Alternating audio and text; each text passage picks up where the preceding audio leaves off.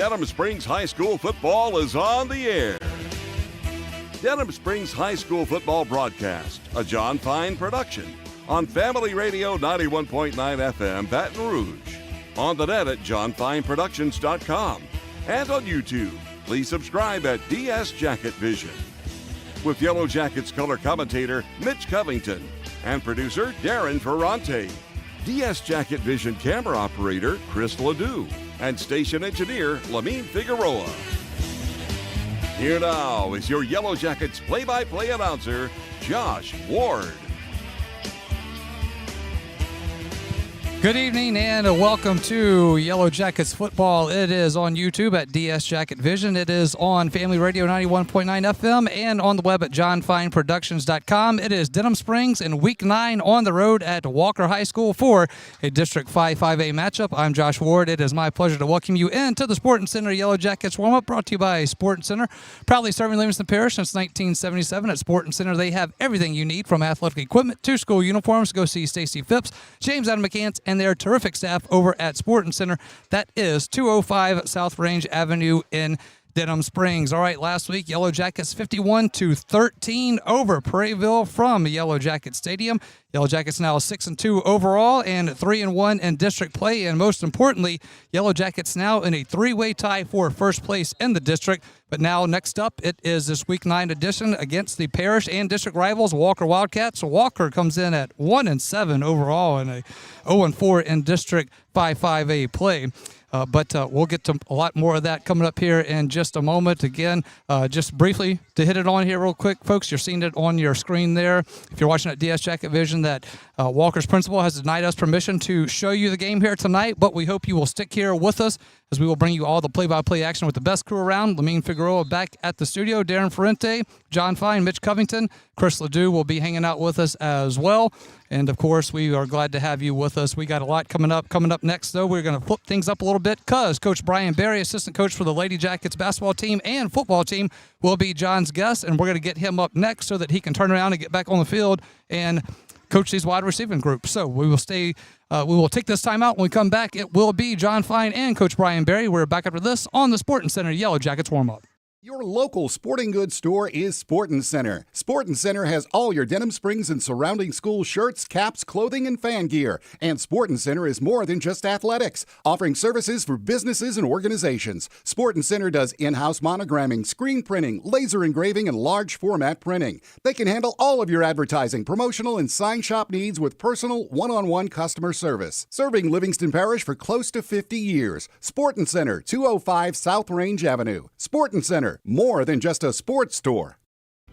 Sunshine Cleaners is a family-owned dry cleaning business that has operated in the greater Baton Rouge area since 1995. Let Sunshine Cleaners' knowledgeable, professional, and friendly staff take care of your dry cleaning and laundry needs.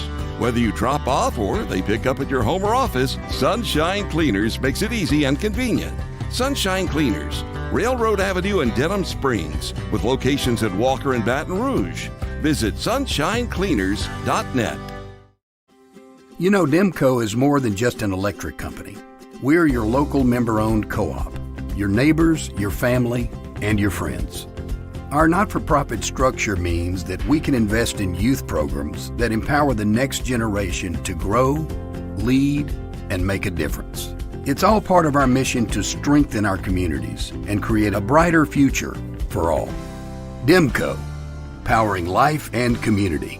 That's the cooperative difference. Big Mike's Sports Bar and Grill has it going on. Big Mike's has burgers, steaks, seafood, pizza, salad, sides, and desserts. 40 TVs. Big Mike's is open late after the game. Live music on the weekend. Locally owned and operated by Denham Springs High School graduate Big Mike O'Neill. Check out the Denham Springs Athletics Hall of Fame at Big Mike's. Big Mike's Sports Bar and Grill, 123 Aspen Square, Denham, or delivery through DoorDash or Grubhub. If your saving for retirement approach involves the phrase, "I'll get around to it someday," Edward Jones can help. When it comes to meeting your goals, time can be on your side, and there's no better time than now to get started toward your retirement goals. Edward Jones Financial Advisors Scott Landry and Sims White can help. Stop by their office at 179 Del Orleans. That's Scott Landry and Sims White at Edward Jones, 179 Del Orleans, right across from the post office. Edward Jones, making sense of investing. Member SIPC. Denham Springs High School football broadcast on YouTube at DS Jacket Vision. Please subscribe. Family Radio 91.9 FM and on the net at johnfineproductions.com are brought to you in part by You Safe and Lock, David Azar Shelter Insurance Company, District Court Judge Brian Abels, Coconut Willie's Daiquiris, Michon and Associates General Contractors, Sport Clips, and Safe Voyage Tattoo. We thank you for your support and patronage of these local businesses. The tradition continues. The Whistle Stop has been serving Denham Springs for years, and they're still doing that, but are now locally owned by former Jackets Brandon and Courtney Rishu. The Whistle Stop has the same friendly staff, the great coffee and French cuisine, and wonderful service. And don't worry, Brandon owns the joint, but he won't be cooking up any of the delectable cuisine or brewing the coffee. He'll let the professionals handle that, as they have for years at the Whistle Stop, East Railroad Avenue in the heart of Denham Springs. Hey, it's Max Sellers from Ralph Sellers Chevrolet. We're again excited to be a sponsor of the Denham Springs Fighting Yellow Jackets football team this year. We appreciate all the support from your community in our first few years in business, and we are excited about things to come. Whether it's a new or used car, truck, or SUV, award-winning service from our dedicated service and parts staff, or even an outstanding collision repair for your vehicle, Ralph Sellers Chevrolet wants to earn your business. From our Ralph Sellers Chevrolet dealership family to your school family, go Jackets! It is Sport Center Yellow Jackets warm-up. I'm John Fine, producer of Jackets Broadcasts, and it is Denham Springs at Walker. Kickoff at or about 7 o'clock. Right now, we are joined by Brian Berry, assistant football coach, assistant girls basketball coach at Denham Springs High School. And before we get to him, a quick shout-out to Jeff and Joanne Dungan with Triton Healthcare. They are listening, watching tonight's broadcast, and wanted me to say hello, so consider it done. Brian Berry, thank you so much for joining us. Really appreciate it. Yeah, happy to be here, man. It's going to be a beautiful night of football. Well, let's hope so.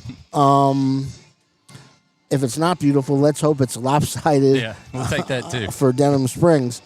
Coach, when people found out you were coming on, I've been inundated with calls, messages, texts. They want to know, hey, is Coach Berry applying for the LSU football position? So, Coach, clear the air here. No, not me, but I do know you have a guy walking up here in the bleachers right now by the name of Mitch Covington, who's a great head coach. Okay. We might have to go ask Coach Brett Beard that question, too. Okay. I might not be the right candidate for that one.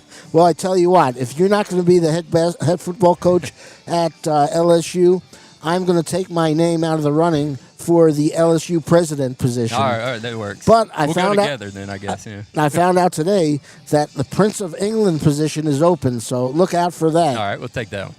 What a crazy weekend, huh? This past weekend, LSU gets blown out. A&M taking over Tiger Stadium. The next day, Brian Kelly gets fired.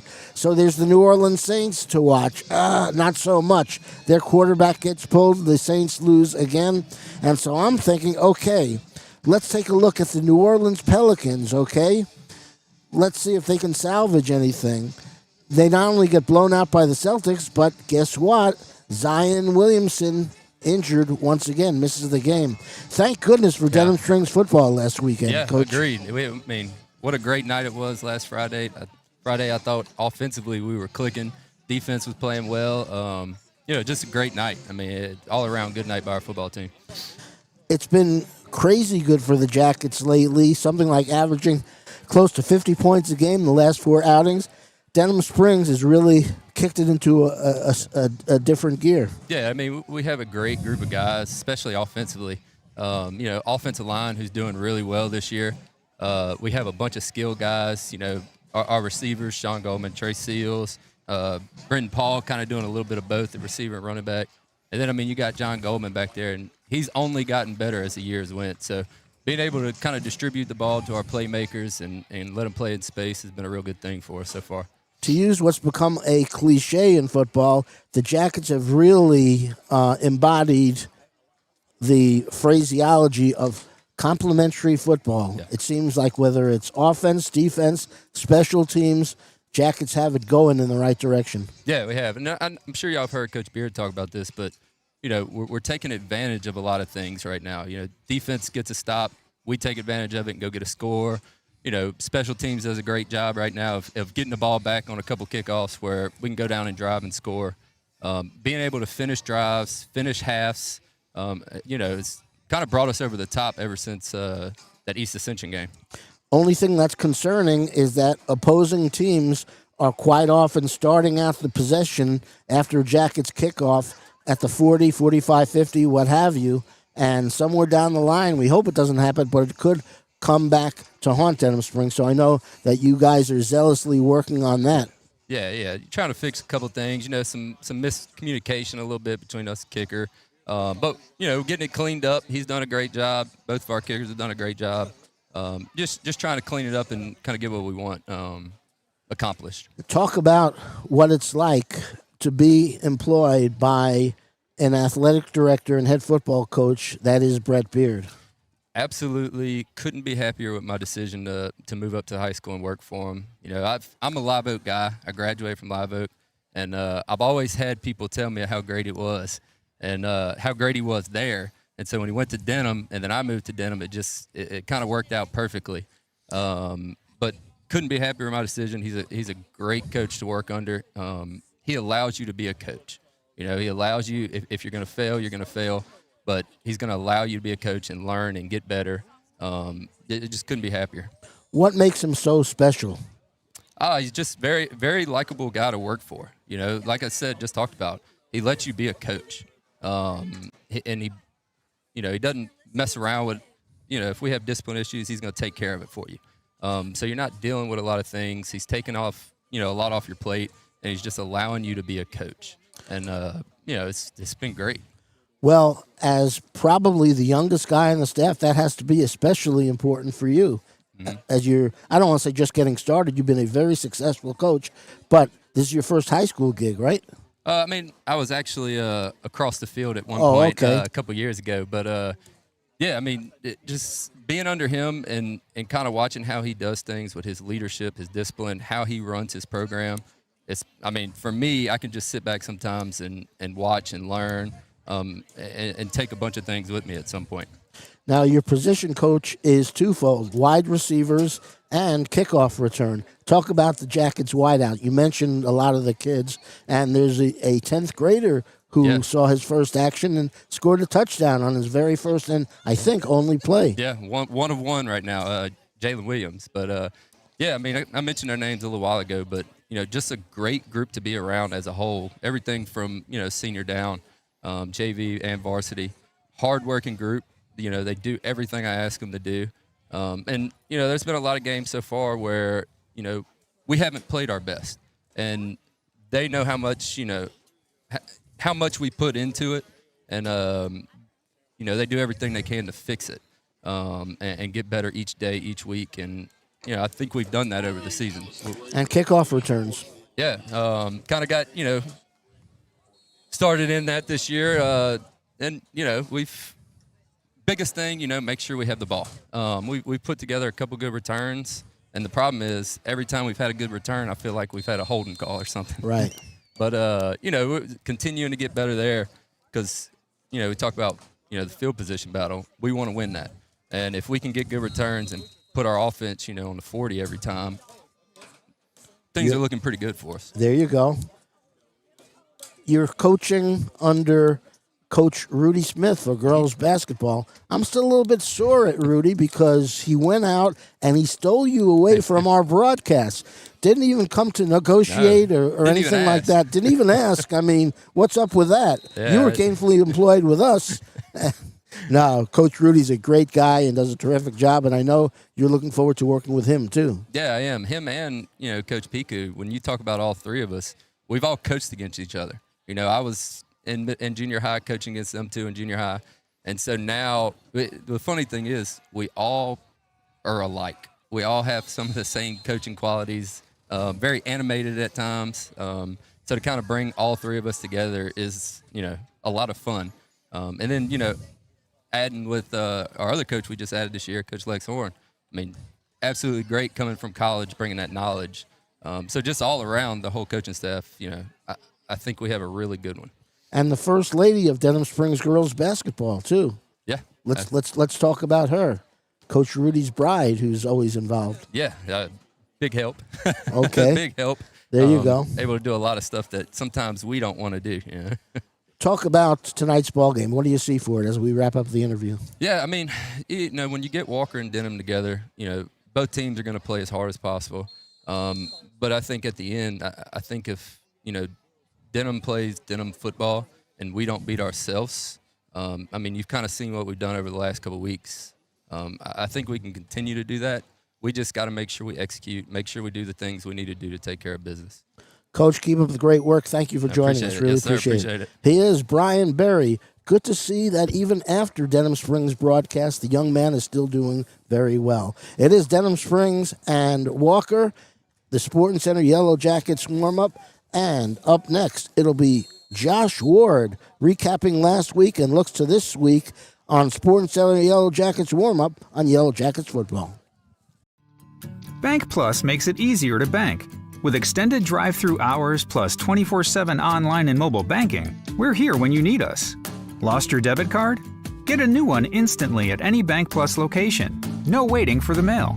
And interactive teller machines offer drive-up personal service 7 a.m. to 7 p.m. Monday through Friday and 9 a.m. to 1 p.m. Saturdays. Your bank, your plus. Learn more at bankplus.net. Member FDIC. Where can you get good neighbor service and surprisingly great insurance rates? At State Farm. Because State Farm agent Brandy Robertson is your one-stop shop in Denham Springs for the service you deserve at the price you want. So stop looking around. State Farm agent Brandy Robertson is ready to help. Visit betterwithbrandy.net for your surprisingly great rates today. Brandy Robertson, State Farm Insurance. Like a good neighbor, State Farm is there.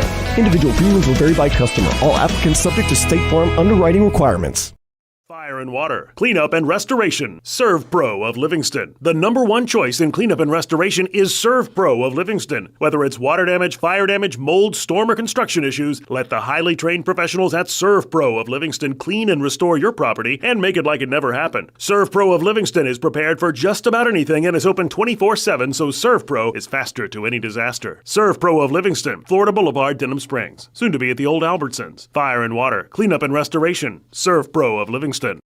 Denham Springs High School football broadcasts on YouTube at DS Jacket Vision. Please subscribe. Family Radio 91.9 FM and on the net at johnfineproductions.com are brought to you in part by Shay Landry, closing attorney, Milestone Title, Brandon Rishu with Smart Move Real Estate, Baton Rouge KOA Campground of Denham Springs, Brian Ross, owner OK Computers and Auto Sales, Quality Furniture Restoration, and Dr. Chip Bankston and Baton Rouge Orthopedic Clinic.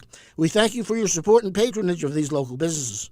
For all your flooring and carpet needs, it's Floor Store Carpet One. At Floor Store Carpet One, they offer prompt, quality personal service. They'll take care of you right away. The Floor Store Carpet One has an extensive product line: wood, carpet, plastic laminate, ceramic tile, natural stone, countertops, and showers. The Floor Store Carpet One also carries luxury vinyl tile, which many customers rave about, serving the community since 1984. The Floor Store Carpet One, 1/2 mile from the Amite River Bridge on Florida in Denham Springs. If your saving for retirement approach involves the phrase, "I'll get around to it someday," Edward Jones can help. When it comes to meeting your goals, time can be on your side, and there's no better time than now to get started toward your retirement goals. Edward Jones Financial Advisors Scott Landry and Sims White can help. Stop by their office at 179 Del Orleans. That's Scott Landry and Sims White at Edward Jones, 179 Del Orleans, right across from the post office. Edward Jones, making sense of investing. Member SIPC.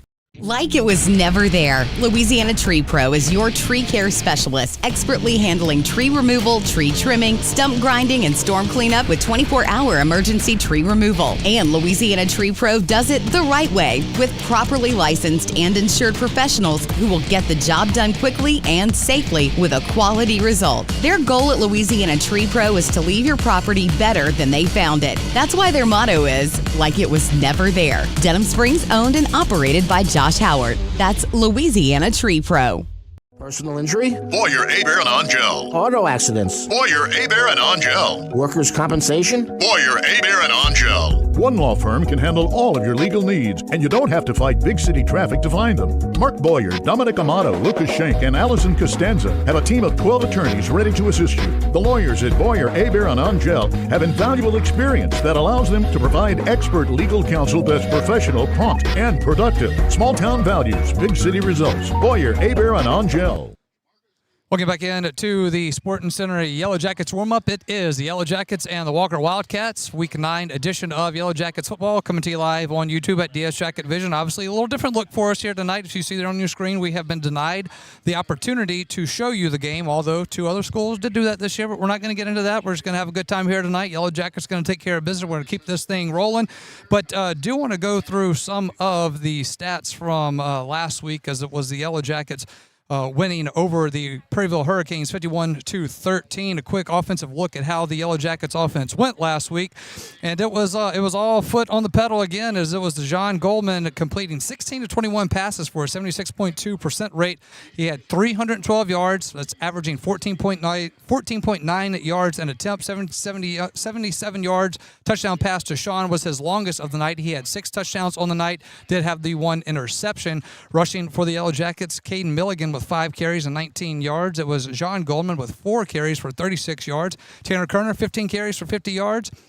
And it was Brenton Paul with 10 carries for 48 yards. His longest was 12 yards. That was a touchdown run. Team totals for the Yellow Jackets rushing was 34 carries for 153 yards. Their longest was 12 yards, and that was that 1 touchdown by Brenton Paul. Now, receiving for the Yellow Jackets is where it really took off. Again, it was Jalen Williams had his 1 reception and a touchdown. That was a 30-yard touchdown pass. Sean Goldman, 5 receptions, 3 touchdowns, 154 yards. His longest of the night was a 77-yard Goldman-to-Goldman connection, which was a lot of fun. Trey Sills, 4 receptions for 70 yards and a touchdown. Brenton Paul added another reception for 15 yards, and Hayden Ray had 5 receptions for 43 yards and a touchdown. Team totals for the Yellow Jackets receiving was 16 receptions for 312 yards, 6 touchdowns, 1 fumble, and 1 drop. And, of course, we always thank offensive coordinator Ryan Fournier for his stats on that. Now, as we look to the series history between these two teams, started back in 1931. Yellow Jackets leads the series right now, 20 wins to Walker's 8 losses. They have tied 1 time. First game was back in November 26 of 1931, and it was a tie 0-0 in that one. Most recent game was last year. Denham Springs was a 21-14 winner from Yellow Jacket Stadium. Largest margin in this one was a 58-0 win back in 1969, as Coach Louis Carlisle was the head coach of the Yellow Jackets then. Most notable win as of late would probably be 2016, when Walker won 70-17 here at Wildcats Stadium, and what would end up being head coach Drew Nettles' last season. Scoring summary overall, 788 points for the Yellow Jackets, 490 for the Wildcats, and Denham Springs has won 4 of the last 5 games, going from 2020 to 2024, and we would like to thank Mr. Robert Craves for those updates as always. And then last week what happened last week? Where are we at? Give me a second. Yeah, I'm sorry. Walker last week. Last week Walker was 19-14 loser to the Dutchtown Griffins. So that is how that one went last week. Again, that puts Yellow Jackets now 6-2 overall on the season, and they are 3-1 in district play. It is a 3-way tie for the district right now, with Denham Springs, East Ascension, and Dutchtown all at 3-1. Prairieville comes in behind that at 3-2. Sandomal at 2-2. Live Oak at 1-4, and Walker at 0-4. And that is how the district stands out right now. It is of note that East Ascension and Dutchtown also play tonight, so we will see what happens in that one, and it will be a 2-way tie after tonight should the Yellow Jackets be able to take care of business here against the Walker Wildcats. All right, we are going to take a timeout. When we come back, it'll be my weekly interview with head coach of the Yellow Jackets, Coach Brett Beard. So that is coming up after this timeout on the Sporting Center Yellow Jackets warm-up. 4 decades, Smith Accounting is celebrating its 40th anniversary. With Randy Smith, along with Mickey McMorris and a terrific staff, Smith Accounting Services can handle all of your accounting needs. Personal taxes, computerized payroll services, corporate income taxes, business taxes, and bookkeeping. Smith Accounting Services, 227 East Railroad, Denham Springs. Celebrating 40 years of service, count on it at Smith Accounting Services. Denham Springs High School football broadcasts on YouTube at DS Jacket Vision. Please subscribe. Family Radio 91.9 FM and on the net at johnfineproductions.com are brought to you in part by Mr. Gaddy's Pizza, Dr. Brandon Wax with the Eye Center of Denham Springs, Cypress Pharmacy and Gift Shop, Burning Lotus Tattoo of Denham Springs, the Law Office of Ivy L. Graham, Family Specialist, and Hunt's Tire Pros and Car Care in Central. We thank you for your support and patronage of these local businesses. Your local sporting goods store is Sportin' Center. Sportin' Center has all your Denham Springs and surrounding school shirts, caps, clothing, and fan gear. And Sportin' Center is more than just athletics, offering services for businesses and organizations. Sportin' Center does in-house monogramming, screen printing, laser engraving, and large format printing. They can handle all of your advertising, promotional, and sign shop needs with personal, one-on-one customer service. Serving Livingston Parish for close to 50 years. Sportin' Center, 205 South Range Avenue. Sportin' Center, more than just a sports store. The tradition continues. The Whistle Stop has been serving Denham Springs for years, and they're still doing that, but are now locally owned by former Jackets Brandon and Courtney Rishu. The Whistle Stop has the same friendly staff, the great coffee and French cuisine, and wonderful service. And don't worry, Brandon owns the joint, but he won't be cooking up any of the delectable cuisine or brewing the coffee. He'll let the professionals handle that, as they have for years at the Whistle Stop, East Railroad Avenue in the heart of Denham Springs. Sunshine Cleaners is a family-owned dry cleaning business that has operated in the greater Baton Rouge area since 1995. Let Sunshine Cleaners' knowledgeable, professional, and friendly staff take care of your dry cleaning and laundry needs. Whether you drop off or they pick up at your home or office, Sunshine Cleaners makes it easy and convenient. Sunshine Cleaners, Railroad Avenue in Denham Springs, with locations at Walker and Baton Rouge. Visit sunshinecleaners.net. Peak Performance Physical Therapy is excited to announce the opening of our newest clinic location in Watson. We are located at 32871 Highway 16 at the corner of Amite Church Road and Highway 16. And don't forget about our Denham Springs Clinic located at 145 Aspen Square next to Spectrum Fitness Club. At Peak Performance Physical Therapy, we treat the athlete and everyone. Big Mike's Sports Bar and Grill has it going on. Big Mike's has burgers, steaks, seafood, pizza, salad, sides, and desserts. 40 TVs. Big Mike's is open late after the game. Live music on the weekend. Locally owned and operated by Denham Springs High School graduate Big Mike O'Neill. Check out the Denham Springs Athletics Hall of Fame at Big Mike's. Big Mike's Sports Bar and Grill, 123 Aspen Square, Denham, or delivery through DoorDash or Grubhub. Denham Springs High School football broadcast on YouTube at DS Jacket Vision. Please subscribe. Family Radio 91.9 FM and on the net at johnfineproductions.com are brought to you in part by Danny Pauline with 5 Star Printing, Horace Wilkinson, State Farm Insurance, Performance Collision Center, Sport Clips, BJ Pawn and Gun, Livingston Parish Clerk of Court Jason Harris, Family Wellness and Healthcare of Louisiana, and L. King Company. We thank you for your support and patronage of these local businesses. It is the Sporting Center Yellow Jackets warm-up. Yellow Jackets and the Walker Wildcats from Wildcat Stadium for a Week 9 district matchup, Thursday night edition of Yellow Jackets football. I'm Josh Ward, and we are now joined by Yellow Jackets head coach Brett Beard. Coach, Yellow Jackets keep the scoring going with a convincing 51-13 win over Prairieville last week, 6-2 overall on the season, and now 3-1 in district play. With that win, you jolt yourself into a 3-way tie for first place in district, and if you take care of business the rest of the way, your goal of a district championship is in the cards for the Yellow Jackets. So you got to be proud of how the team has responded since that East Ascension game. Oh, definitely. I mean, we've caught fire since then, no pun intended with the fight or anything, but it almost kind of woke us up. I mean, I think they really realized the brotherhood is strong that they have. They started believing in each other. We had to sit some guys the next week, and a lot of kids stepped up, and it kind of brought us together. And, because of it, we've caught fire. I mean, we really are playing really well. I love how all three facets are getting after it, and it's been a lot of fun to watch. And, now it's our job to continue to grow it and keep rolling. And, again, I can't tell you how proud I am of our kids, the way they've battled. And it's just been a lot of fun to watch them come to work every day and embrace the 1-0 and embrace getting better. And they're all in, and because of it, their play is really, really, really sharp right now. You know, I joked with the crew last week that I'm starting to run out of ways to talk about what this offense is doing because, in a good way, each week is kind of the same. Well, they just keep things going, but so many different things continue to happen. So I wanted to kind of get a little bit in depth of what is making this offense so successful right now. And I know the RPO is working really well, and that all starts with the quarterback, John Goldman, and how he reads things. Walk us through what that is and how that works so well and what he has to do for it to work. Well, I mean, the RPO is kind of like the, I guess, the option of today. But instead of it being behind the line, it's really a chance to go before in front of the line. It's a run play that's got to be dissected quickly, and the ball's got to come out quickly, or you get offensive linemen downfield because we are blocking a run play. But we're reading. We're either reading a backer or a safety or a DN, depending on what is called or where we think our read is gonna dictate where the play is gonna go. And you put your eyes on that guy, and where he goes is going to tell you where the ball's got to go. And if you watch us versus EA, that's really where we struggled. Quarterback kind of struggled with seeing it, and then he had a couple of drops that kind of rattled him a little bit, put him on the ropes, and because of it, he started guessing instead of just seeing it. We got a lot of that cleaned up, and now really our offense and RPO is blowing up because he's on fire. Again, at that point, we were 2-2, and he only had 4 starts. Now we're looking at 8 starts and see what he can do.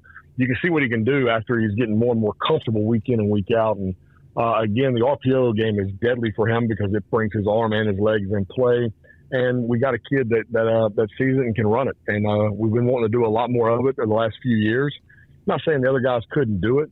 They're just not as just hadn't been as deadly and hadn't picked it up quite like John has. And really, the receivers we have has really made it a lot of fun to watch the explosion as well. Absolutely. And talking about receivers, Sean had 3 touchdowns last week, 154 yards, which is impressive in itself. But more impressive last week was his yards after the catch, which makes him so dangerous. And last week, he really had a breakout. Yeah, I mean, you're talking 5 catches that he turned, 3 of them into just big home runs. And you kind of saw him turn on the jets a couple times. You saw him make some nice little moves a couple of times. And, he's always been able to do that. We just finally got him the ball in space. And, again, all of these guys are just getting more comfortable offensively. I think Coach Fournier, our offensive guys, are getting better every day. He's a better play caller than he's been. He's taking a lot of pride in his work. And this offseason really, really stepped it up. And, with some additions to this offensive staff, I mean, this offense is growing. And then, of course, when you got players, it makes it a lot of fun. And then ultimately the O-line up front is getting better every day. And, they give you a chance to go. And you've seen some different people kind of roll in and roll out. We've seen some injuries that we've had and some kids get sick. And, some things have just kind of rolled in and rolled out. And we haven't checked up because we got 7-8 dudes that are playing. Quick update, speaking of the offensive line, Christian Ferguson was out last week. What is his update? It was kind of a freak accident that happened in practice last week. Yep, he just got rolled up on, and looks like a little meniscus tear, maybe a little strain of the MCL. He's probably going to be a couple weeks. It's more what is he going to be able to handle in a couple of weeks and see where we go. We're going to try to, kind of set a goal to where if we can get him back, say round 2, then you may have him for a few weeks to where if we rush him back for this week or next week and he gets hurt again, he's probably done for the year. So we're going to try to get him strong for a couple of weeks. We're in the playoffs already, win or lose the next 2 games.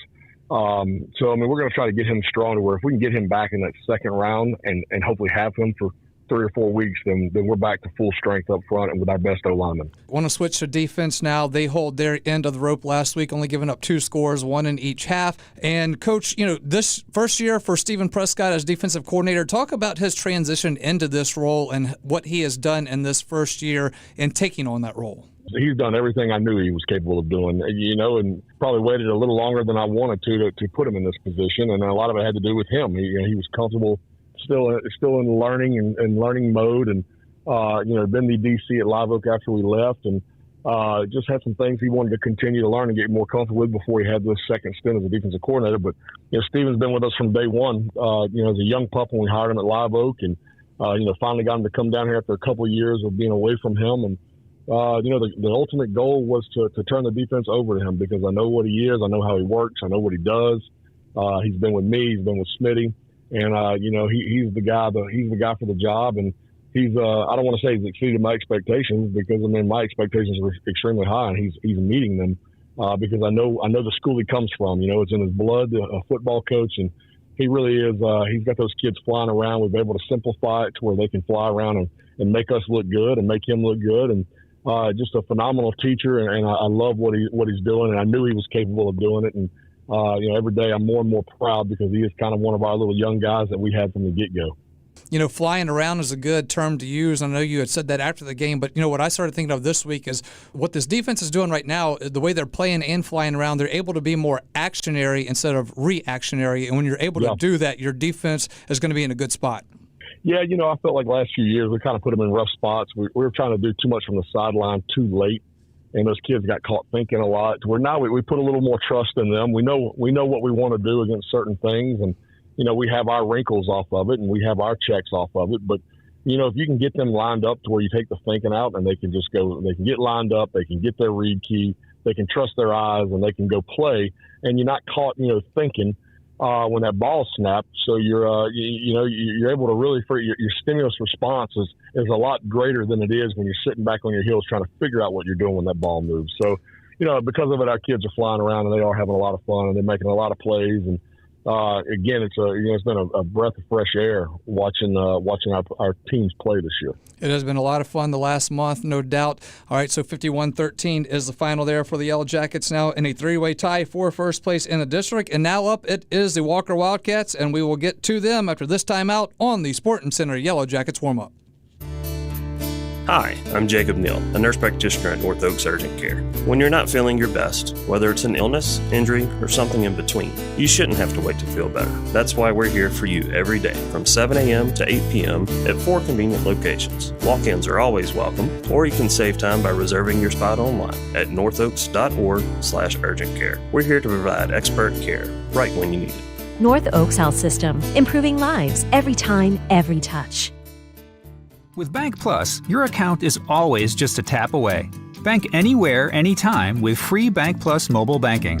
Pay bills, transfer funds, and check your account day or night with the Bank Plus mobile app. Deposit checks with the snap of a photo. Keep tabs on your account with transaction alerts. Lost your debit card? Disable it instantly from your smartphone. Then, turn it back on when you find it. Your bank, your plus. Learn more at bankplus.net. Member FDIC. Hey, it's Max Sellers from Ralph Sellers Chevrolet. We are again excited to be a sponsor of the Denham Springs Fighting Yellow Jackets football team this year. We appreciate all the support from your community in our first few years in business, and we are excited about things to come. Whether it's a new or used car, truck, or SUV, award-winning service from our dedicated service and parts staff, or even an outstanding collision repair for your vehicle, Ralph Sellers Chevrolet wants to earn your business. From our Ralph Sellers Chevrolet dealership family to your school family, go Jackets! Bond Roten Eye Clinic is your full-service eye care specialist.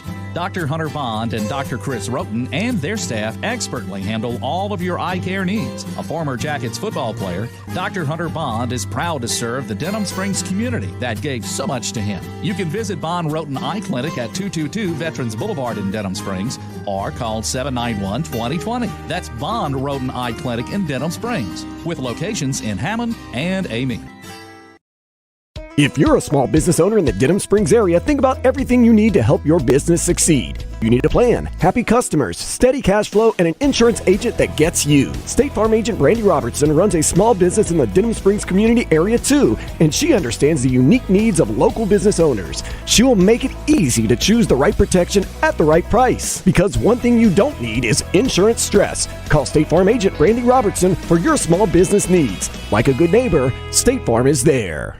Denham Springs High School football broadcasts on YouTube at DS Jacket Vision. Please subscribe. Family Radio 91.9 FM and on the net at johnfineproductions.com are brought to you in part by Triton Outpatient Clinic, Livingston Parish Assessor Jeff Taylor, Todd Caruso, Attorney at Law, Duke's Seafood and Steakhouse, Modad 1 Individual Sewage Treatment System, Forest Grove Plantation, and Billy Leach Professional Title Company. We thank you for your support and patronage of these local businesses.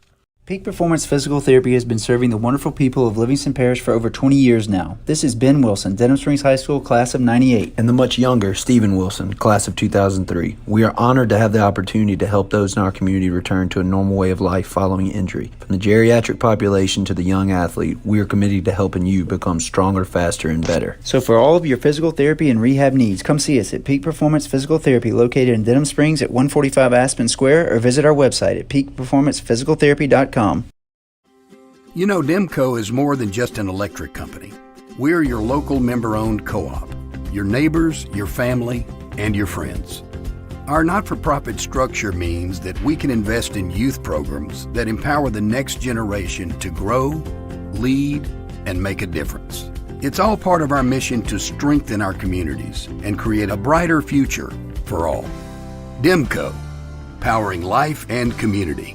That's the cooperative difference.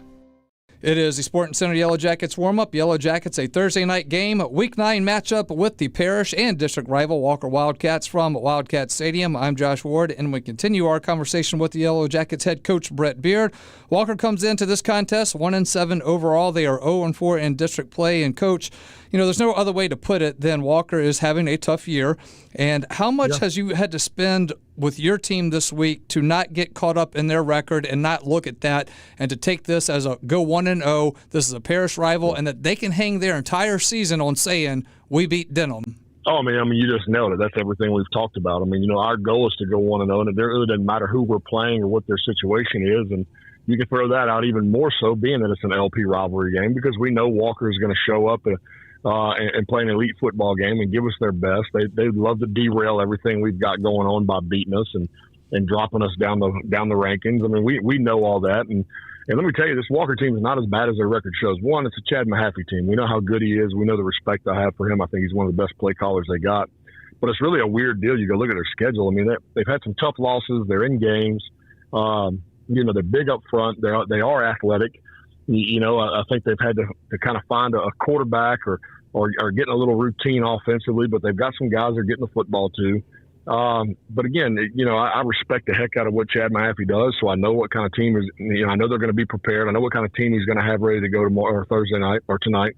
And I know how we can't take anyone lightly. You know, we can't get comfortable.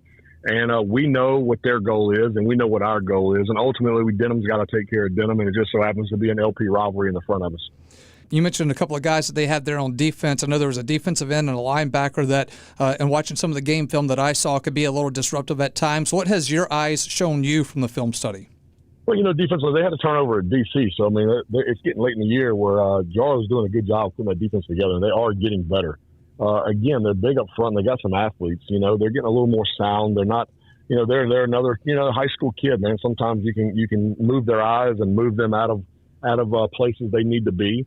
But they are getting more sound, and you know, they're going to fly around, and they're going to be aggressive. So you know, defensively, we got to continue to you know, just to hit them in the mouth and get after it and win the line of scrimmage, and you know, we should be fine. Last week against Prairieville, your defense got them so out of sync, which is what your game plan was going into that. So is that obviously a game plan for this week? And what do you expect for Walker to do offensively? Do you expect them to throw some different looks at you at this point in the season and kind of throw you off a little bit? You know, watching the way they played us the other night in JV, I'm not so sure they're going to try to get into a horse race with us and try to score with us. It seems like they may, and I could be wrong again. I mean, I think Chad does a phenomenal job calling plays. I think we're going to see a very methodical offense that's going to try to put 10, 12 play drives, eat the clock up as much as possible. Probably see a lot of their counter game and different ways they're going to run counter, and you're going to see a lot of your screen game from them. I think will be some of their, you know, with our D-line being pretty aggressive, I think their screen game and is going to, you know, have a chance to be effective. And I think we've struggled against the screen some this year. So I wouldn't be surprised if you see a lot of that, and of course with some of their little trickery mixed in and trying to get our eyes going one way for them to do some type of reverse pass, reverse throwback, you know, all kinds of stuff that we know he has in his arsenal. But I'm thinking this game is going to be slowed down a little bit. And, you know, because right now with the way our offense is playing, I don't think anybody wants to get in that kind of race with us. So I think you slow it down, you limit our possessions. They're probably going to try to onside kick some and steal some possessions. And I think that's how they're going to attack this.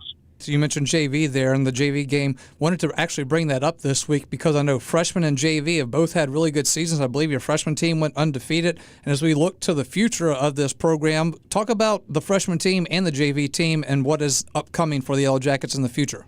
Yeah, the freshmen are undefeated right now, and the JV's only lost one game by 1 point to Dutchtown. So, I mean, both teams are having a lot of success. I think we got a lot of young guys coming up that's going to be a lot of fun to watch. We got a couple of young quarterbacks that's going to be a lot of fun to watch grow and battle and make each other better. This freshman class has got a lot of skilled guys, DB-wise, receiver, a couple of running backs, big tight end to go with the class above them that's got a lot of skilled guys. It's going to come down to see how our bigs grow and develop. And we got a lot of dudes we really like, a little undersized right now, but they're young, they're puppies. But again, if those guys grow into what we think they could be, looking at some of their parents and what kind of size we could get, and they start hitting some growth spurts at this time, really we got a chance, I think, to be really, really special again in a couple of years. Shout out to Jalen Williams, sophomore wide receiver, with a touchdown last week against Prairieville. And one of my favorites. There you go. And looking at all three phases of your team, and you had mentioned earlier that all three of those things are working so together. How fun is it to be around this team right now? What is it like around practice, just knowing that they're having so much fun right now and playing with such confidence? Well, I mean, you and I both know winning makes all that easier. Winning just just brings out a better mentality, a better attitude, and but again, we have 42 seniors that have been at the bottom, that have climbed, that want to be special, that, as eighth graders, they got to see a little run, and as freshmen, they got to see a little run. So they've kind of had eyes on a program that's had a lot of success, and then they've had programs on the eyes when they got knocked down to the bottom and had their struggles. So, I mean, really, they know what they want. And because of it, man, I haven't had to say near as much to this team as I have in some of the past because they got it. I trust them. They know the standard. They know how we built this, and they run a lot of things, and they run it right. They run it how I would want it run, and that makes it a lot of fun to see them. They take some ownership. When you have ownership, and it means a lot more to you. So it's like when you're a kid and you buy it, and mom and dad buy you a toy, you tear it up in a day. But if you have to earn the money to pay for it, at least going to last for a few weeks. So they take a little ownership in it. They're responding quite well, and because of it, man, they have fun. And we get after it. We changed the way we practice some this year. Changed some different things up, did some studying in the off season to kind of give us the best shot, and because of it, our kids are responding. Coach, as we do start to look towards the playoffs, it is coming up in a couple of weeks, as we know. 2 more regular season games left. Denham Springs currently sitting at number 8, and the power ratings 1 through 4 for a first-round bye may be out of reach for the Yellow Jackets, but that 5, 6, 7, or 8 spot is a pretty darn good spot to be because you're almost guaranteed 2 home games before you would travel on the road in the quarterfinals. Yeah, look, I mean, we're kind of eyeing that 6th spot. I think that gives you a really nice setup, a really nice draw. We got to take care of our business. Some things have to happen in front of us, but you're probably in the wheelhouse of probably 6 to 8, I would think, depending on what goes on in front of us. No shot of getting to 4 in a bye, but I'm okay with that, man. I'd rather not a bye. I'd rather keep playing, let these kids play, and the thing you kind of get rewarded with a bye, but it also kind of sucks because you lose a game for a kid, and the biggest thing is why I don't do buys in our season. Our kids work too hard to take a week off, let them play while they can play, because after this, most of them don't ever play again. So, buy is definitely a reward, I guess, if you beat up and everything else. But I'd rather our kids just keep playing and we keep rolling. And so we kind of got our eye on that 6th spot. And, we would host, first and second round. And, depending on what goes on in front of us, have a chance to host on Thanksgiving. Yep, absolutely. Just playing that Thanksgiving week is obviously the goal here. But first things first, big goal. Take care of the Walker Wildcats on this Thursday night and then move on. With a little extra rest, you'll get ready for Santa Maria to finish the regular season at home, which will be senior night against the Gators there at Yellow Jacket Stadium. Coach, thanks for joining us as always. Best of luck. Get after them, and we will talk with you next week. Absolutely. Great job as always. Mom, Dad, love y'all. We're going to miss you, but, they were able to watch the last 2 games, and we've already made it clear they're not allowed to come to Live Oak anymore. So we love that. We love that we got that figured out, and they made it home safely, and we'll be listening. And they're definitely upset that Walker wouldn't let you air it. Yep, absolutely. We was going to hit on that situation, but we'll just let that rest for now and move on. Yep. And we'll just take care of business on the field, and everything will be all right. All right, thanks, That's Coach, right. Again. I was head coach of the Yellow Jackets, Coach Brett Beard. We're back after this time out on the Sporting Center Yellow Jackets warm-up. Since 1898, the Livingston Parish News, an award-winning media outlet, has served as the news source for our community. The Livingston Parish News is available in print and online at www.livingstonparishnews.com. For complete and comprehensive coverage of what is making news in Livingston Parish, as well as Livingston Parish sports, We have you covered. Opinions, politics, lifestyle, and the arts. No matter how big or small the story, the Livingston Parish News is your source for community news in our parish. Serving Livingston Parish for more than 120 years, it's the Livingston Parish News. 4 decades, Smith Accounting is celebrating its 40th anniversary. With Randy Smith, along with Mickey McMorris and a terrific staff, Smith Accounting Services can handle all of your accounting needs.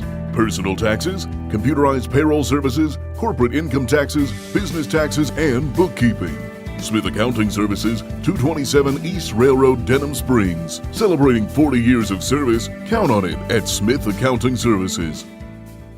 Fire and water, cleanup and restoration. ServPro of Livingston. The #1 choice in cleanup and restoration is ServPro of Livingston. Whether it's water damage, fire damage, mold, storm, or construction issues, let the highly trained professionals at ServPro of Livingston clean and restore your property and make it like it never happened. ServPro of Livingston is prepared for just about anything and is open 24/7, so ServPro is faster to any disaster. ServPro of Livingston, Florida Boulevard, Denham Springs. Soon to be at the old Albertsons. Fire and water, cleanup and restoration. ServPro of Livingston.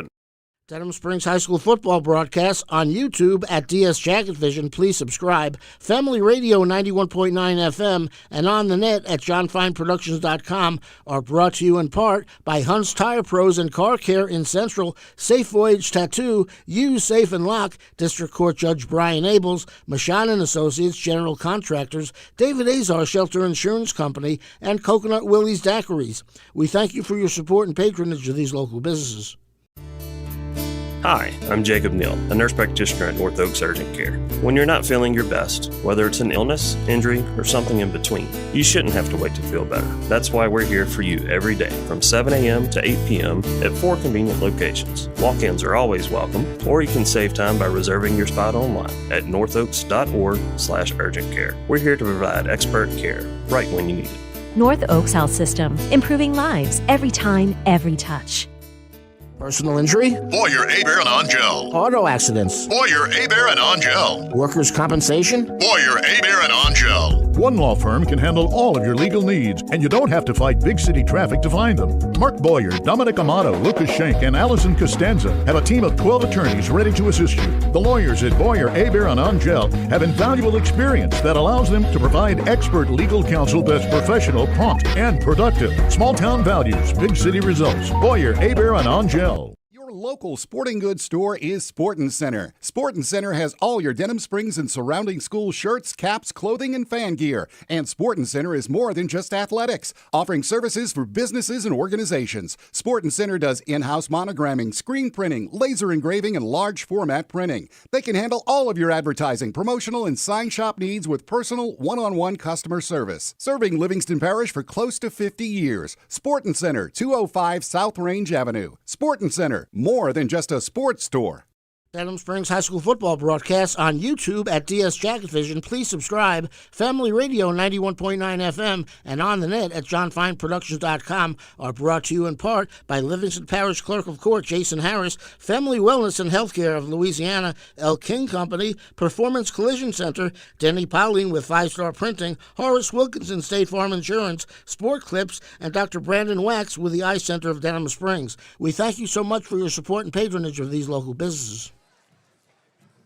Welcome back in to the Sporting Center Yellow Jackets warm-up. Yellow Jackets and the Walker Wildcats from Wildcat Stadium on a Thursday night, Week 9 edition of Yellow Jackets football. Josh Ward alongside Mitch Covington. I know, folks, we cannot show you the game tonight on film as we usually would, but I want to thank all of you that are tuned in right now at DS Jacket Vision to make sure you give it a like and subscribe, share it out with your family and friends. We know that this is not our usual spot, but we are glad that you are sticking with us. Coach Neal's in there with us. Our regulars, Joe Montana, is listening. All of our friends are still here. We so can great still to have you with discuss us. the game in the chat. So Yes. we've still got the game Yes. going on. Everybody talk about it in the chat, and we'll come up with some good ideas in the chat on what we can do. Well, Mitch, you got to be extra descriptive here tonight, being that they can't see what we're going to be doing. And I got to be on my P's and Q's tonight as well. But Mitch, here we are again saying the same thing about this Yellow Jackets offense. Everything is in sync, but we do want to highlight last week, or what I saw, Sean's 3 touchdown catches were impressive. What was more impressive was his yards after catch. What he did in catching the first 2 in tight spots, and then his yards after that shows how dangerous he is. And when the Goldman twins are in sync, that is not something I would want to try to defend. Well, as you mentioned, he one of the third down conversions we had, he caught a almost a curl route at about 15 yards, and he had a defender there closely on him. He had to fight the defender off just to catch it, and then once he got made the catch, he spun off of one guy. There was a safety there trying to tackle him at about the 7-8 yard line, and he made a move on him and made him miss. The long touchdown, the slant over the middle that he went for about 70 yards or more for a touchdown. He outran a couple guys, and then at about the 10-yard line, made another guy miss, a little stiff arm, and used the speed to get by him. And so, as you said, showed a lot of ability after the catch to make something extra happen. Talking about John Goldman, too, offensive coordinator Ryan Fournier had told me that he never seems to get rattled, which you really saw that last week. In some of the instances where he had pressure coming, you kind of saw him in a very classic kind of way, rolling out and directing traffic with his arms and his fingers and pointing to his twin brother Sean where to go. So that was really neat to see that, too. But when your quarterback is playing at the level that John Goldman is playing right now, again, would hate to be a defensive coordinator trying to defend this offense. Well, it's kind of what do you try to stop first? Yeah. If you're a defensive coordinator, you're going to try and stop the run game, the inside run game that we have a little bit with Brenton Paul and Tanner Kerner. We're going to cram some guys in there and stop that. But the more guys you commit to that, you open up those little quick routes out there to Trey Seals on out routes, and then you got Hayden Ray leaking up the middle on play action pass, those RPOs if you're biting on the run fake. So if you sit back and play against the pass, we've been carving people up in the run game a lot. So a lot of different options, a quarterback that can throw it, a quarterback that can run it. It makes it really hard for a defensive coordinator. Absolutely. Now, as we switch to the Yellow Jackets defense, they do their job again as they start a string of weeks together now. That is what you would like to see, what coaches call complementary football, where the defense is keeping up with the offense now. So this defense, we've talked about those defensive ends, but all around this defense is playing really well right now, but especially that defensive line, we're talking about them again this week because of what they did last week. Well, we've been talking over the other games, if people have been listening, that ever since the East Ascension game, something flipped after that game, whatever it was. But this defense has played really well since that East Ascension game on. And so all these district games, I believe we're still maybe just barely second in points allowed in district, almost the first in points allowed. I think it's like with the defense. 2-point difference. Right. I think, It's almost, none right there, the difference between first and second. But we talk a lot about the offense, but the defense has really stepped up their game, getting a lot of quick 3-and-outs, blocked a punt last week with Quentin Clay, giving the offense some short fields when needed, and then we jump out to those quick leads, and then really the defense is able to kind of lean on the other team. Special teams, we've talked about the squib kicks with Joseph Herrera coming in now. And, Coach Beard said the first week he came in, it looked more like onside kicks instead of squib kicks. He's like, I don't mind giving up the 30-yard line. I don't want to give up the 40, 45, or the 50. Last week we saw Herrera kind of find that groove for special teams as well, which could be a big part in this one as well. I'm kind of chuckling a little bit here. I think Coach Beard listens to the broadcast. Yes, That's kind of what we've mentioned. You want the ball around the 30 when they field it, or 25, and you try to cover it, keep them inside the 35-yard line. But some of them have been a little bit short, and they've been snagged around the 45-yard line or so, and people get around midfield. But Coach Beard said that's something they've been working on, and with each extra kick, which we get a lot of them after touchdowns, we've scored a bunch of touchdowns. With each kick, Herrera's getting better on where he places those squibs. We're getting good coverage out of it, and so that's just limiting really big play opportunities from the other team on kick returns. Take another quick look at the district standings. If you're just now tuning in there at DS Jacket Vision, Denham Springs, East Ascension, and Dutchtown all tied at 3-1. East Ascension and Dutchtown do play tonight, so we will see a difference there. Prairieville comes in at 3-2. It is Santa at 2-2, Live Oak 1-4, and Walker 0-4. We're going to take a time out here from Wildcat Stadium for the national anthem. Stay with us. We are back after this on the Sports Center Yellow Jackets warm-up. Sunshine Cleaners is a family-owned dry cleaning business that has operated in the greater Baton Rouge area since 1995. Let Sunshine Cleaners' knowledgeable, professional, and friendly staff take care of your dry cleaning and laundry needs. Whether you drop off or they pick up at your home or office, Sunshine Cleaners makes it easy and convenient. Sunshine Cleaners, Railroad Avenue in Denham Springs, with locations at Walker and Baton Rouge. Visit sunshinecleaners.net. Big Mike's Sports Bar and Grill has it going on. Big Mike's has burgers, steaks, seafood, pizza, salad, sides, and desserts. 40 TVs. Big Mike's is open late after the game. Live music on the weekend. Locally owned and operated by Denham Springs High School graduate Big Mike O'Neill. Check out the Denham Springs Athletics Hall of Fame at Big Mike's. Big Mike's Sports Bar and Grill, 123 Aspen Square, Denham, or delivery through DoorDash or Grubhub. The tradition continues. The Whistle Stop has been serving Denham Springs for years, and they're still doing that, but are now locally owned by former Jackets Brandon and Courtney Rishu. The Whistle Stop has the same friendly staff, the great coffee and French cuisine, and wonderful service. And don't worry, Brandon owns the joint, but he won't be cooking up any of the delectable cuisine or brewing the coffee. He'll let the professionals handle that, as they have for years at the Whistle Stop, East Railroad Avenue in the heart of Denham Springs. Your local tree service in Denham Springs is Louisiana Tree Pro. Louisiana Tree Pro is a licensed and insured arborist. Louisiana Tree Pro is the only company in the parish that has a saw head, so they can remove trees by remote, making the job safer and more efficient. Louisiana Tree Pro specializes in emergency removal of trees on homes, and they're experienced with billing insurance companies. And Louisiana Tree Pro offers free quotes. Denham Springs owned and operated by Josh Howard. That's Louisiana Tree Pro. Visit treeprolaA.com. Welcome back in to the Sporting Center Yellow Jackets warm-up. It is the Yellow Jackets and the Wildcats for a District 5A matchup from Wildcat Stadium on a Thursday night. Josh Ward alongside Mitch Covington. Lamine Figueroa back at the studio. Chris Ledoux, Darren Ferrente, Mitch Covington, John Fine. Already said Mitch. Mitch, you get another shout out. But Mitch, as we get ready to get this one going here, let's go ahead and get our starting lineups for the Yellow Jackets. This is James Drugstore starting lineup, brought to you by James Drugstore, locally owned and operated, serving Livingston Parish for almost 100 years, where old-fashioned service meets modern-day medicine. That is James Drugstore, Florida Boulevard in Denham Springs. Defensively for the Yellow Jackets, defensive ends Devin Mack and Debo Scott, nose guard Devin Cupid, linebackers Jackson Sagan, Cedric Polk, Caden Allen, and Bryson Smith. Defensive backfield is Jane Washington, Trenton Matuire, Angel Morrow, and Quentin Clay. Offensively for the Yellow Jackets, left tackle Nate Black, left guard Max Arce, center Bryson McCabe, right guard Caden Campbell, right tackle Angel Villagomez, wide receivers Brenton Paul, Sean Goldman, and Trey Sills. In the backfield for the Yellow Jackets, Tanner Kerner, Hayden Ray, and quarterback is John Goldman, who had 312 yards last week. So Mitch Covington, little quickly, there. You had me on the edge of my seat. Who's starting at quarterback tonight? And now, Mitch Covington, your keys to the game. The keys to the game is just pretty much don't let up. Don't Keep let up. attacking.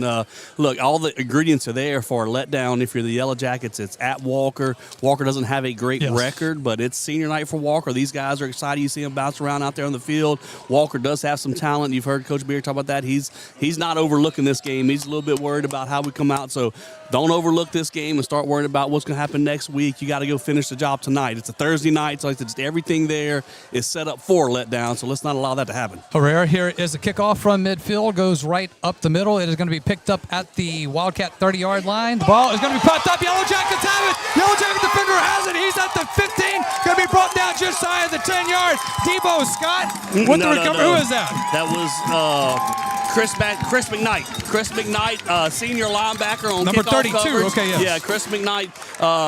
Good squib kick there. They fielded at about the 28-yard line. Was trying to move up the field. A big hit was made. Didn't see who made the hit. The ball shot up in the air. McKnight caught the ball in the air. Almost ran it back for a touchdown. The Jackets are going to start with 1st and 10 at the Walker 13-yard line. All right, so it will be 13-yard line officially to start this one, and this is what we are here for, folks. And I hope we did it justice there. I saw the 3, and the 2 looked a little like a 6 from where we are here in the bleachers at Walker, but great to have you along here with us. And, of course, only on audio tonight, which was the Principal Walker's decision. We respect the decision. Disappointed by it, no doubt, but we're not going to focus on that here tonight. We're going to focus on these Yellow Jackets and what they are doing right now. A little bit of a slow start. Senior Lucas Gillen was limping off the field. Looks like he's got a little pulled muscle right now, and that's one thing. Cooler temperatures tonight, the coolest game we've had so far. Hope those guys are stretched out good tonight. All right, it is going to be John Goldman on 1st and 10 from the Wildcat 13-yard line. Here is the snap. He rolls, looking to throw, throws it towards the end zone. It is going to be caught and in for a touchdown. Goldman to Goldman, first play of the game. Yellow Jackets score. That didn't take very long right there, and we convert off of that turnover. John Goldman play fake to the left, bootleg out to the right. Sean was a lone receiver on the right side, ran a little post corner. Good throw. He didn't have a lot of separation from the cornerback, but a very good throw. Picked up Sean in the back corner of the end zone. Jackets take a very quick 6-0 lead. Yes, Yellow Jackets will come on to attempt the extra point. It will be Jonathan Bravo. Dylan Johnson is the holder. Here is the snap. Kick is going to be through the uprights. Extra point is good. 11:44 left in the first quarter. Yellow Jackets 7, Walker 0. Back after this, Yellow Jackets football. Denham Springs High School football broadcasts on YouTube at DS Jacket Vision. Please subscribe. Family Radio 91.9 FM and on the net at johnfineproductions.com are brought to you in part by BJ Pawn and Gun, Mr. Gaddy's Pizza, Liberty Auto Sales, Cypress Pharmacy and Gift Shop, Burning Lotus Tattoo of Denham Springs, and Quality Furniture Restoration. We thank you for your support and patronage of these local businesses.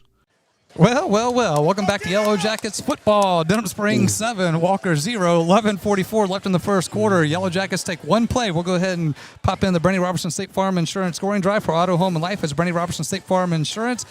With team members include Amanda Cook, Justin Summerall, Jana Goins, Brittany Watkins, and Katie Switzer. Visit betterwithbrandy.net. What do you got, Mitch? That was a one-play scoring drive, 13 yards. It took 6 seconds off the clock. John Goldman to Sean Goldman, 13-yard touchdown pass. Denham Springs takes a 7-0 lead, and we've been joking the last couple weeks. We want to be back from commercial before these kickoffs. Yes. A lot of funny things happen on Denham kickoffs, and sure enough, the opening kickoff, we recover a fumble, and we're right back at it again.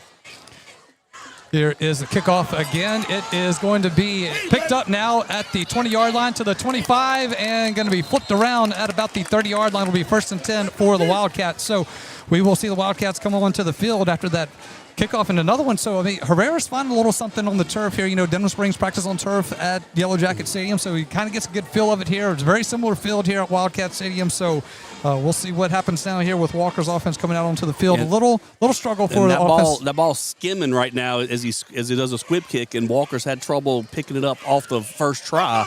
And then that was one of their running backs there trying to field that, Brashard London, and he kind of bobbled the first one. So, or did they say he was down at the 20? No, that's just. Okay, I didn't see it penalty marked off. Yeah, that's where it ended up.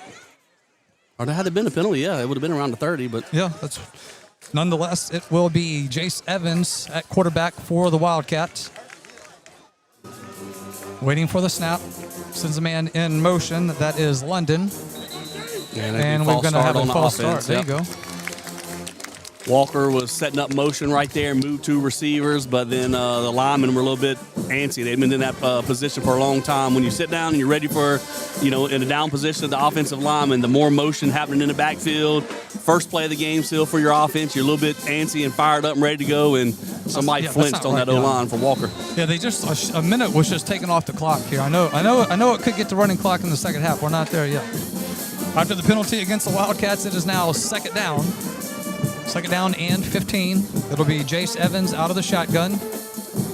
Jaden Wilson in the backfield with him. Here is a snap. He will hand it off to Wilson. Wilson will get to the 20, 25, 30, 35, 40, 45 across midfield.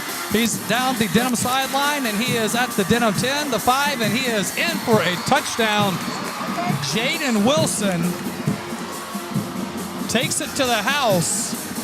And then that's just a one-play, 85-yard touchdown for Walker. As we said, you don't want to let up and, let Walker try to hang around. The more big plays they make, the more they're going to be in the game. And as soon as you think something goes your way to start the game, Walker answers right back. So 2 offensive plays and 14 points on the board right now. Was that about 75 yards? That'd be 85, right? 85. Because remember, they started the 20, and there was a 5-yard penalty. Yeah, so from the 15, yeah. That was just an inside handoff run, and he found good blocking from the Walker lineman, and once he split the middle of the defense, he outraced us to the end zone. Extra point now for the Wildcats. Here's the kick. Kick is going to be through the uprights, and the extra point is good. I think the clock is wrong here, but nonetheless, we are tied up at 7 apiece from Wildcat Stadium. We're back after this on Yellow Jackets football. Hey, it's Max Sellers from Ralph Sellers Chevrolet. We are again excited to be a sponsor of the Denham Springs Fighting Yellow Jackets football team this year. We appreciate all the support from your community in our first few years in business, and we are excited about things to come. Whether it's a new or used car, truck, or SUV, award-winning service from our dedicated service and parts staff, or even an outstanding collision repair for your vehicle, Ralph Sellers Chevrolet wants to earn your business. From our Ralph Sellers Chevrolet dealership family to your school family, go Jackets! Welcome back in at 2 Yellow Jackets football. 10:30 left here in the first quarter. A minute just disappeared here from Wildcat Stadium. So, Well, what happened, I'm pretty sure the clock just kept running after the kickoff to Walker. We scored with 11:44 left on the clock. Usually somebody catches that. And then, and Walker's first play was with 10:45. You pointed it out that, Darren, actually, he's the one watching it, noticing that Darren said, hey, look, a whole minute ran off the clock. Nobody noticed it, so there's 10:30 left in the first quarter. And that's where I'm sure the clock's going to stay. What was the LSU game years ago where they got Ole an Miss, extra LSU second? and Ole Miss. Yeah, set your clock back 8 seconds or whatever. 4. Set it back in 4 minutes, yeah. Here is the kickoff now to the Yellow Jackets, fielded by Tanner Kerner at the 10-yard line. He's at the 15, the 20, coming towards the near sideline at the Denham Springs 30. He's at the 35, looking for the corner, be pushed out of bounds around the Denham Springs 40-yard line. Will be 1st and 10 for the Yellow Jackets. That was a low line drive kick, so the Yellow Jacket return team had a good chance to set up some blocking in front of Tanner Kerner, and he just kept bringing the ball across the field. And from the right hash where he called it, he got all the way to the left sideline pretty much. And Yellow Jackets starting at the Walker 40, the Denham 40, our own 40, but a good return, great starting field position for what will be the second possession of the game for Denham. Yep, will be. This one started off with fireworks. I'm it. Back-to-back touchdowns, almost like just started over right now. And give credit to running back Jane Wilson for the Wildcats. He found a little gap there at the line, and once he hit that sideline, turned on the Jets. Nice run.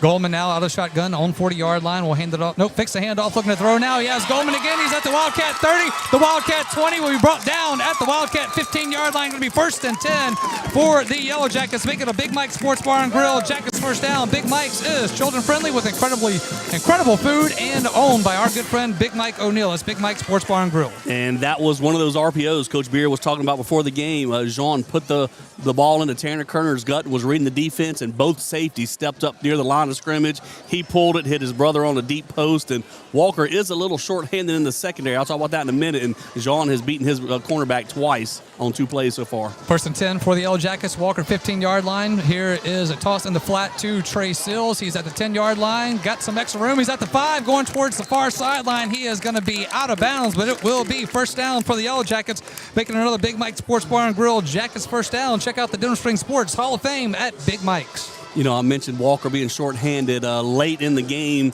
last week against Dutchtown. One of Walker's cornerbacks took a swing at another player, and so as we know from the East Ascension game, that suspension carries over to the next week. So they are short one cornerback, and Sean Goldman has attacked the replacement twice so far tonight, and with great results for the Yellow Jackets. 1st and goal for the Yellow Jackets now. It will be from the Wildcat 3-yard line. It'll be Goldman from the shotgun. Going to keep it himself. Going to run it in. He is going to be stopped at the goal line. Thought he got in, but it looks like actually going to say about the 2-yard line. Mitch, I thought he was closer to the 1. I thought he was right at the goal line because, but just the quarterback power, just a straight snap to the quarterback, and he was following lead blockers. Got stopped for about the 1, maybe 1.5, and Yellow Jackets are going to go quick right here, trying to. Goldman will go under center at the 2-yard line, and he will fight forward. He is going to be just shy, going to be right at the 1-yard line now. So it's going to be 3rd and goal now for Denham Springs. Yep, quarterback sneak trying to get there. Like I said, we weren't inside the 1. We were about the 1.5 or so, and when you pick up 1 yard, that leaves you a half yard short. All right, so it will be 3rd and goal for the Yellow Jackets now. Will be Goldman from the shotgun, has Brenton Paul in the backfield with him. Paul will be to Goldman's right. Heavy on the right side of the line for the Yellow Jackets.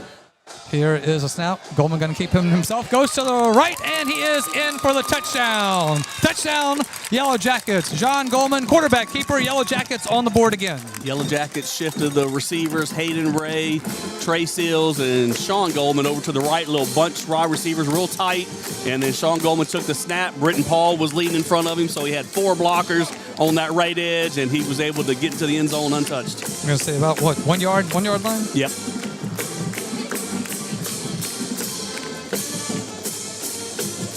Jonathan Bravo coming on to attempt the extra point.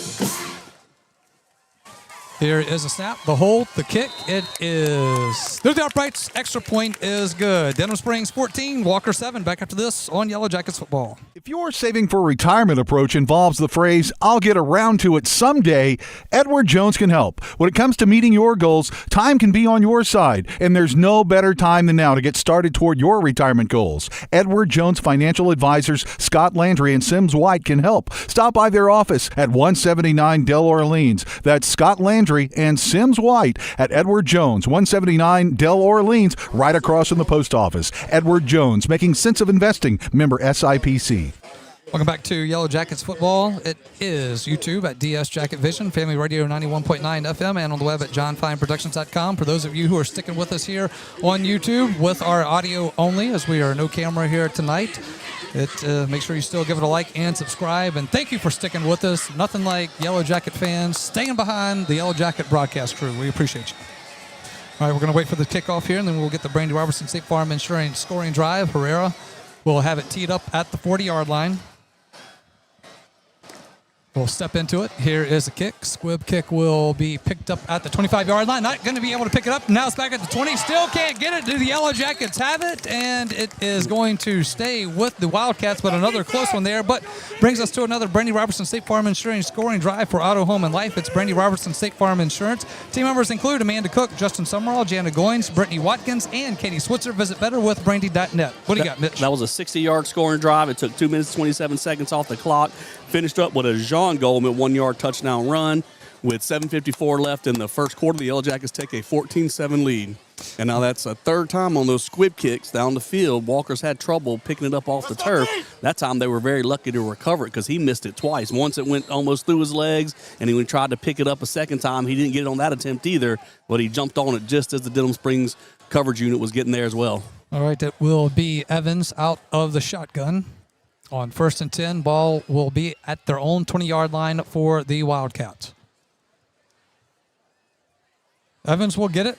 Will hand it off. That is going to be to Wilson again, coming to the same side, and he is going to be pushed out of bounds. And tough running right there by Jane Wilson. I think he picks up a first down. He does. He will move the sticks. I mean, almost the same exact play as we saw on the last drive. Well, he ended up in the same area, but he tried to start on the left side of the Walker offensive line. The Yellow Jacket defensive front did a pretty good job of standing up, but then he bounced back to the right side, found a hole on the right edge, and was able to pick up about a 12, 13-yard play. Yep, it will be 1st and 10 now for the Wildcats, their own 32-yard line. Evans from the shotgun again will hand it off to Wilson. Wilson coming off the right side. He's going to be stopped at the 35-yard line.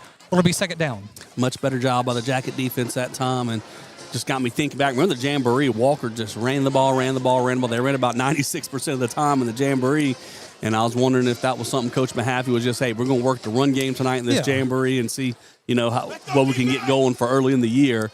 They're not that much of a run-heavy team, but so far tonight they're having a little bit of success, so they're sticking with it. Second down and 6 for the Wildcats, their own 36-yard line. Here is a handoff again to Wilson. And Wilson will be planted across the 35 to the 37-yard line. Will be third down. Yeah, Bryson Smith, your junior outside linebacker, was right there to meet him near the line of scrimmage. And then Angel Moreau, the safety, got up there quickly to help make the tackle. So going to bring up a 3rd and 4 right here. Big third down here for the Yellow Jackets defense. I think kind of talking about how heavy the run is there for Walker right now. Kind of one of the, maybe try to lull you to sleep, catch you over the top. Here is Evans now looking to pass. Pressure is coming. He is going to be brought down for a sack. That is Devin Mack with the sack. 4th down for the Wildcats. And just going off the top of my head, well, I forgot to check the individual stats. I didn't see defensive individual stats this week, but Devin Mack and Debo Scott, remember at one point they both had 6 sacks on the year. I think that was before last week, and so if they had these sacks in the last game, but now you got Devin Mack with another big sack, and Coach Beard has done a great job of praising those guys of what they've done over the last 4 weeks and really helping turn this defense around. 4th down and 11 now for Walker from their own 31-yard line. Sends out the punt team. Here is the punt. Punt is going to be tipped by the Yellow Jackets, rolls out of bounds around the Walker 40-yard line. Will be 1st and 10 for the Yellow Jackets after this quick timeout on Yellow Jackets football.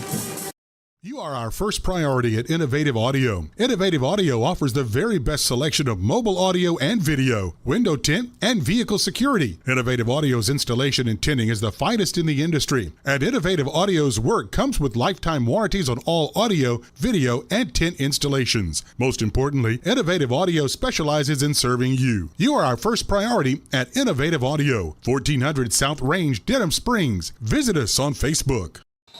Welcome back in. Yellow Jackets football going to be 1st and 10 for the Yellow Jackets. They will start this drive at the Wildcat 40-yard line. Great starting position for the Yellow Jackets. Here is a handoff that is going to be Brenton Paul. Paul gets to the Wildcat 35, pushes the pile with him, and gets towards the Wildcat 30-yard line.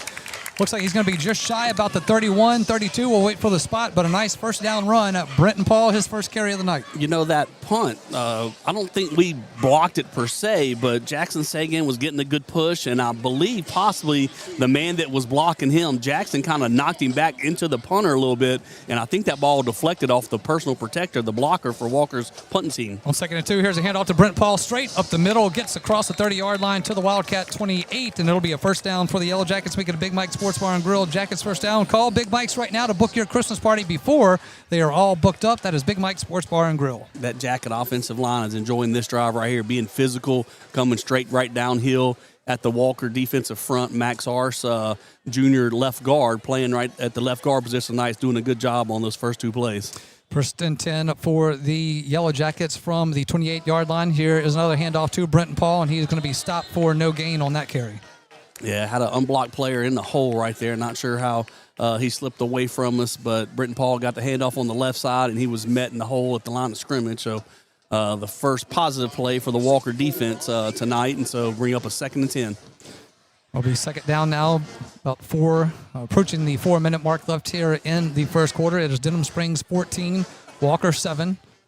On 2nd and 10 from the Wildcat 28-yard line, it will be Goldman from a pistol formation. Here is the snap. Fakes the handoff to Brenton Paul. Rolls, has pressure coming, looking to throw. Got an open receiver. That's Trey Sales. Has it at the 5, and he is in for the touchdown. Touchdown, Yellow Jackets.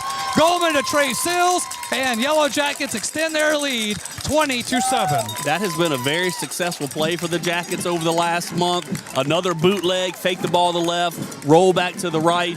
Trey Seals was the inside receiver on the left, and he's just running a deep cross, a deep angle across the field, sprinting toward the goal line, and he had about 2 steps on the Walker defender, and Jean got it out there, led it in front of him, right toward the end zone.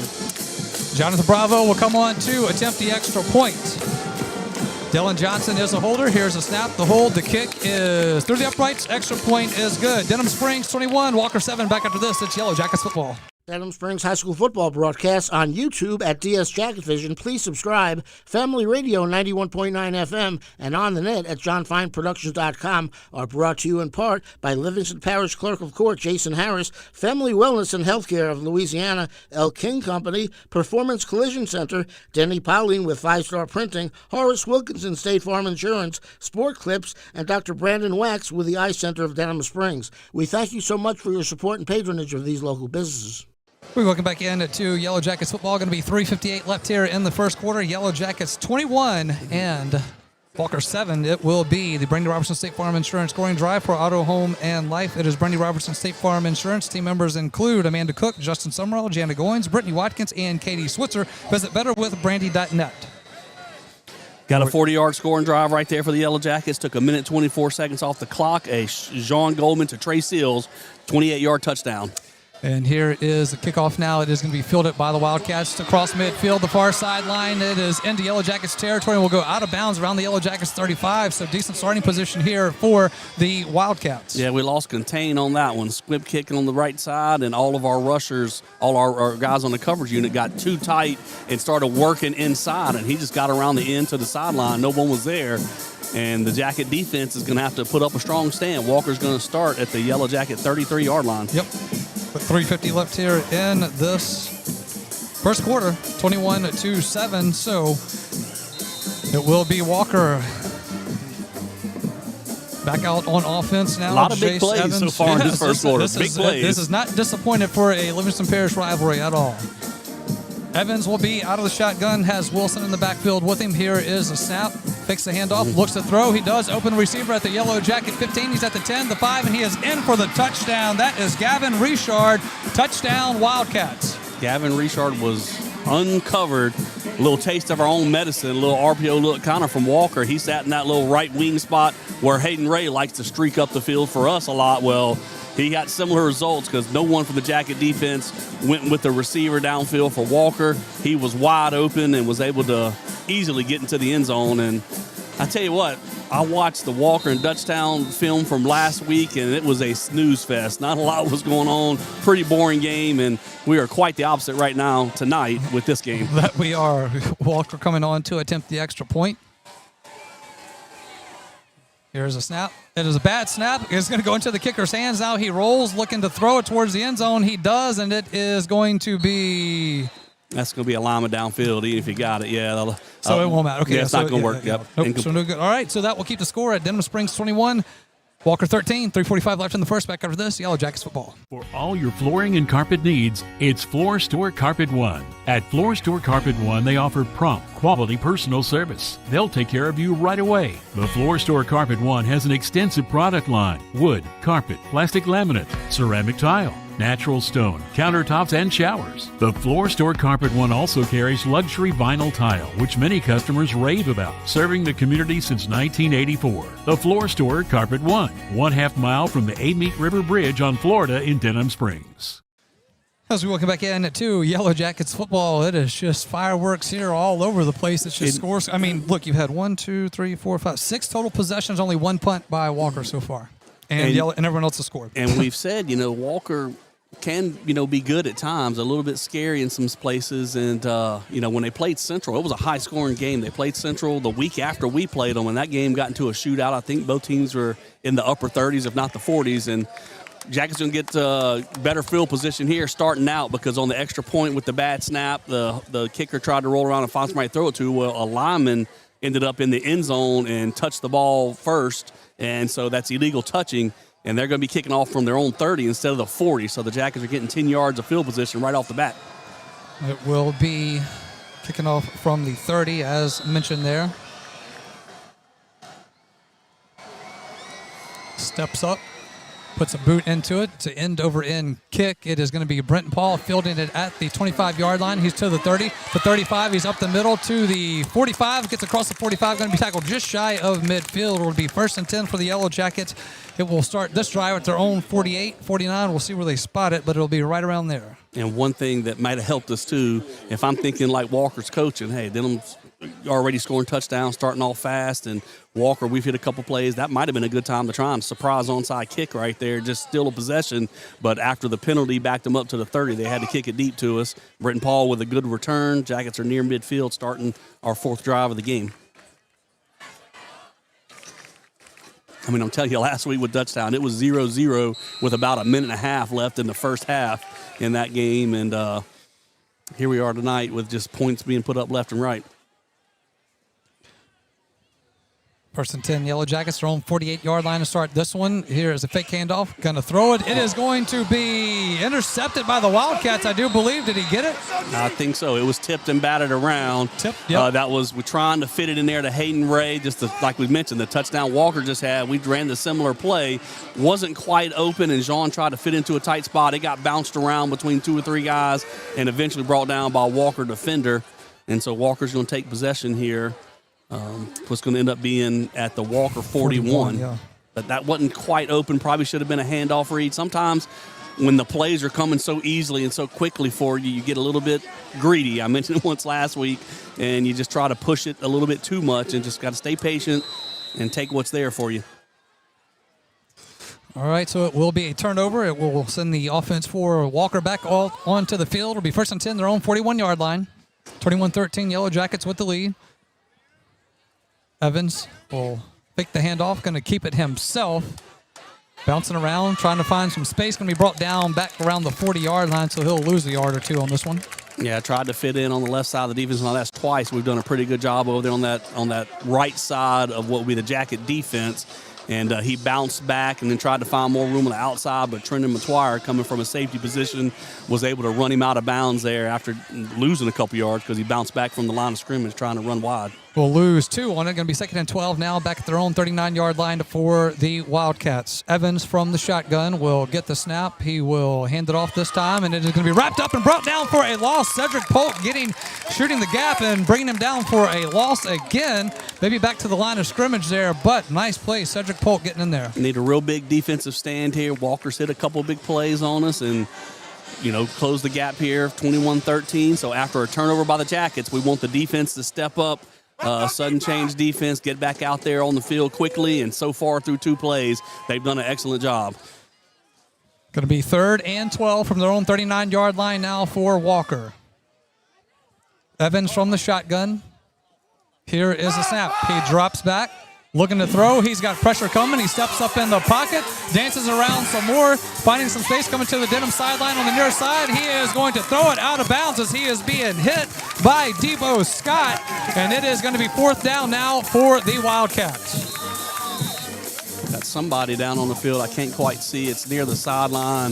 Looks like it's a Walker player, but just good all-around on Jacket defense. We had great coverage in the secondary, 3 receivers downfield. All of them were covered tightly in the pass rush, just kept getting after the quarterback, kept getting after Evans, and eventually chased him out of bounds, and he kind of got rid of it at the last moment. It's going to be 4th and long for the Wildcats, and before we take this timeout, I want to talk. Trey Seals' mama is in the YouTube chat. She's listening from work. Obviously, she's not watching from work tonight, but Trey Seals' mom, thanks for tuning in. Great to have you along with us. And Trey already with a touchdown on the night. I wonder if his brother Brian is here. He's got a brother that's a senior that should be in the crowd, or maybe he's at home watching or listening as well. So got the whole Seals family out here. That is Travion Helm, wide receiver for the Wildcats, being helped off the field. So hopefully he will be able to get looked at on the sideline there. Hope to see him back. 2:28 left here in this first quarter. It is Yellow Jackets 21, Walker 13. Josh Ward alongside Mitch Covington, Darren Parente, John Fine, Chris Ledoux, Lamine Figueroa back at the studio. Everyone on YouTube in the chat listening. I'm so used to saying watching. Listening here tonight. Make sure you do give it a like and subscribe if you are tuned in. We are great to have you along here with us. And, Mitch, here we are. It's Livingston Parish football. You're gonna get their best shot. This is always a rivalry game. It's right. Senior night for the Wildcats. Yeah, so many homecoming for the Wildcats. So a lot of motivation for them to come in here. And as Coach Beard said, they can hang their season on spoiling Yellow Jackets. There's been some times in the last 5 or 6 years we were the underdog in this game, and we came out and got wins. And so Walker on senior night is going to come out and play hard, and they sure have in this first quarter. It will be 4th and 12 for the Wildcats. Punt team comes out onto the field. Here is a snap. Punt is away. That one was close again, and it will go out of bounds around the Yellow Jacket 35-yard line. It will be 1st and 10 for Denham Springs after this quick timeout. It is Yellow Jackets football. Bank Plus, together with Zelle, makes it easy to send money straight from your smartphone to friends, family, the yard guy, babysitters, or millions of others with access to Zelle. So yeah, pretty much anyone. And of course, they can all send you money too. Settle that dinner tab with Zelle. It's free, fast, and secure. And right in the Bank Plus mobile app. Your bank, your plus. Learn more at bankplus.net. Member FDIC. Zelle is available to United States bank account holders only. Terms and conditions apply. 1st and 10 for the Yellow Jackets. They start this drive at their own 34-yard line. So it is Denham Springs 21, Walker 13, 2:20 left here in this first quarter. And what we thought would be a rather quick game has gone down to a rather slow game. Here is Goldman out of the shotgun, going to keep it himself, and he is going to be hit for a loss of 1 on the play. John got baited on that one a little bit. Britton Paul was a lone receiver out here for the Yellow Jackets. Nobody was covering him.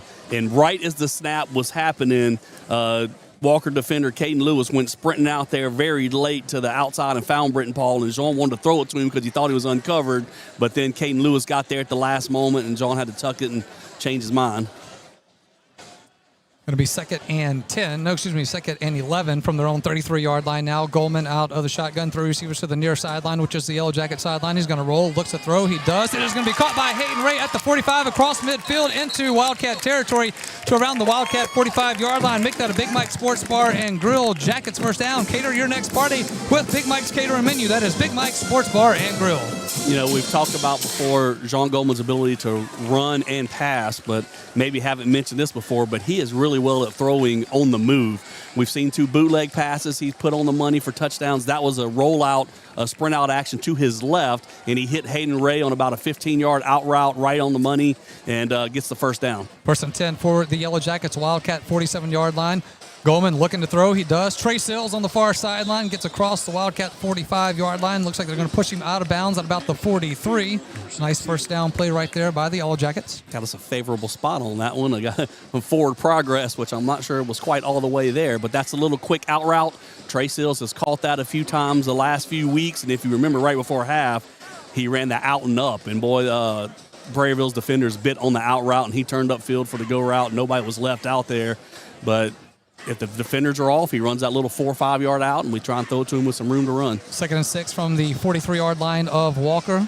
Fakes the handoff. Goldman going to throw it downfield. Incomplete. Brenton Paul at the Wildcat 20-yard line would have been dancing in the end zone, but it is going to stop the clock with about 24 seconds left here in the first quarter. Yeah, Brenton had beaten his man. That was that little glance route. It's a skinny post. It's about a 4 or 5 step slant into the middle of the field, and Brenton Paul was behind the defender and just wasn't able to bring it in.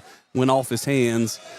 Pretty good throw right there. Now, Coach Beard, I heard in the interview also mentioned that we had some early in the year whenever receivers might drop one, Jean might get down a little bit, but not anymore. He just kind of keeps playing the next play and gets after it.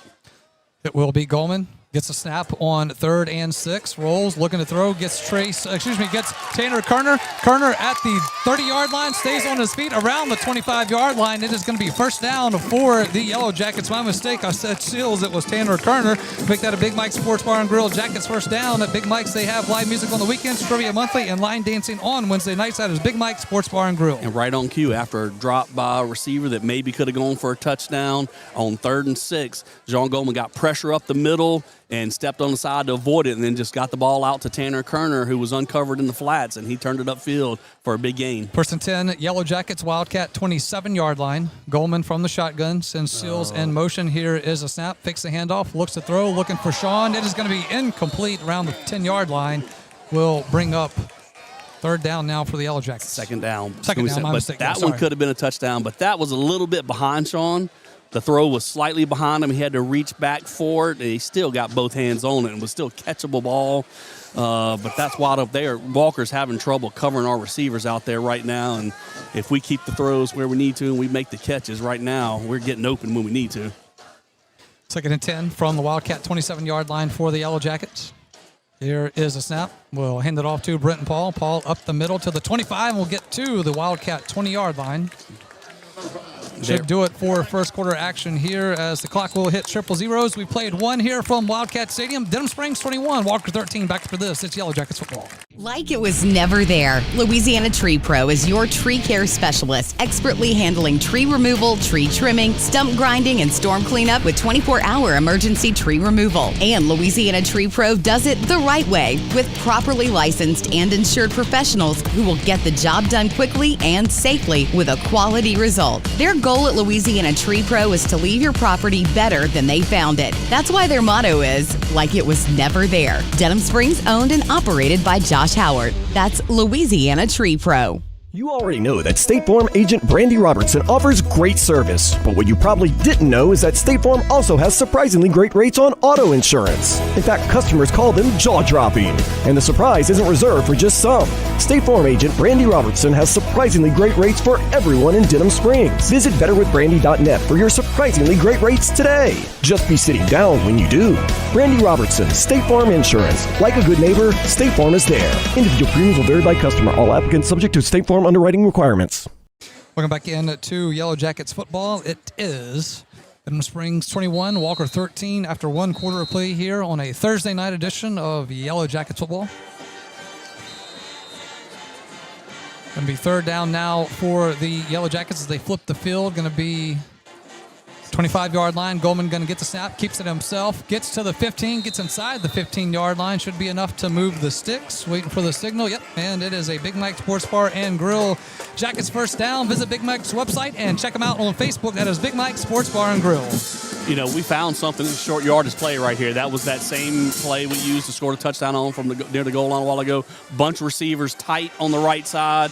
Jean Goldman takes the snap and follows that bunch receiver plus Brenton Paul leading in front of him, and he's got a lot of room to run to pick up the yards needed when we get that. 1st and 10 for the Yellow Jackets, Wildcat 15-yard line. Here's a handoff in the backfield. That is going to be Brenton Paul. Gets inside the 10-yard line, tackled shy of the 5. Quick score update for you. EA and Dutchtown, who we are tied for in the district at first place, are tied at 7 apiece still. EA and Dutchtown tied at 7. Yep. Central Zachary game going on right now. Central up 21-7. It wouldn't hurt us for Central to win and help us with power rating. That don't hurt. Nope, not at all. And I guess everyone's got to go trick-or-treating tomorrow, Mitch, as it's Halloween. A lot of Thursday night games in Week 9. Goldman We'll hand it off to Paul again. Paul at the 10-yard line, escapes the tackler, gets to the 5, stays on his feet, gets inside the 5-yard line, and that should be enough for another first down. That's a Big Mike Sports Bar and Grill Jackets first down. Big Mike's delivers through Grubhub or DoorDash. That's Big Mike Sports Bar and Grill. I was going to say that right before the end of the quarter. I didn't get a chance to say it on the third down run earlier for Brenton Paul, but the difference between him last year and this year is how powerful he runs the football. He got hit in the backfield earlier, picked up extra yards just then. He got hit in the backfield and still broke the first tackle and made it another about 5 or 6 yards to get down inside the 5. We've got a Walker Wildcat down on the field, so we will take a quick injury timeout. 10:40 left here in the second quarter now. Denham Springs 21, Walker 13. Back after this, it's Yellow Jackets football. Did you know that you no longer need a doctor's order to attend physical therapy in the state of Louisiana? This is Ben Wilson from Peak Performance Physical Therapy, reminding you that if you have an injury, nagging pain, or if you want to simply improve your overall health and well-being, come see us at Peak Performance. Gladly serving the fine people of Livingston Parish for over 20 years, now with 3 locations including Denham Springs, Watson, and Maurepas. At Peak Performance Physical Therapy, we treat the athlete and everyone. Denham Springs High School football broadcasts on YouTube at DS Jacket Vision. Please subscribe. Family Radio 91.9 FM and on the net at johnfineproductions.com are brought to you in part by Forest Grove Plantation, Liberty Auto Sales, Shea Landry Closing Attorney, Milestone Title, Triton Outpatient Clinic, Livingston Parish Assessor Jeff Taylor, Modad One Individual Sewage Treatment System, and Duke Seafood and Steakhouse. We thank you for your support and patronage of these local businesses. As we welcome back in to Yellow Jackets football, it is Denham Springs and Walker from Wildcat Stadium on a Thursday night, Week 9 edition of Yellow Jackets football. It is on YouTube at DS Jacket Vision. Make sure you like it and subscribe. I know we're not able to show you the game as usual, but doing our best here to bring you all the play-by-play action. Thanks for having you along here with us. Here's first and goal. Brenton Paul going to go right up the middle, and he is going to be... All the Yellow Jacket offensive linemen are saying touchdown. Touchdown, Brenton Paul. It took a little while for the refs to find Brenton Paul in there, but our linemen were confident he was in the end zone, and sure enough, the referees got it to us. And that time was just straight inside. We had the bunch set of receivers on the edge, but when Walker maybe overloaded a little bit there, we handed it to Brenton Paul going up the middle, and he exploded through there and then found his way into the end zone. Jonathan Bravo will come on to attempt the extra point with 10:23 left here in the second. Here's a snap, the hold, the kick is up, extra point is through the uprights, extra point is good. Denham Springs 28, Walker 13, and we are back after this quick timeout. It is Yellow Jackets football. Bond Roten Eye Clinic is your full-service eye care specialist. Dr. Hunter Bond and Dr. Chris Roten and their staff expertly handle all of your eye care needs. A former Jackets football player, Dr. Hunter Bond is proud to serve the Denham Springs community that gave so much to him. You can visit Bond Roten Eye Clinic at 222 Veterans Boulevard in Denham Springs or call 791-2020. That's Bond Roten Eye Clinic in Denham Springs with locations in Hammond and Ames. Looking back into Yellow Jackets football, 10:23 left here in this first half, and it is now Yellow Jackets 28, Walker 13. With, man, a lot of scoring going on in this one. A lot of time left still, yes, man. We got to do a little bit better job covering the kick here. Remember, they did have a good kick return on us a while ago. The squib kicks have been good, but once they pick it up, we got to be there to make the tackle. It will be Herrera to kick it off from his own 40-yard line. Here is the kick. It is a squib kick up the middle. Rolls back to the 25, picked up at the 25, now getting to the 30, going to be tackled right there at the 30. Little return right there by the Wildcats, but it brings us to the Brandy Robertson State Farm Insurance scoring drive for auto, home, and life. It is Brandy Robertson State Farm Insurance. Team members include Amanda Cook, Justin Summerall, Jana Goins, Brittany Watkins, and Katie Switzer. Visit betterwithbrandy.net. The Yellow Jackets went about 60 yards on that scoring drive right there. It took 3 minutes and 43 seconds off the clock.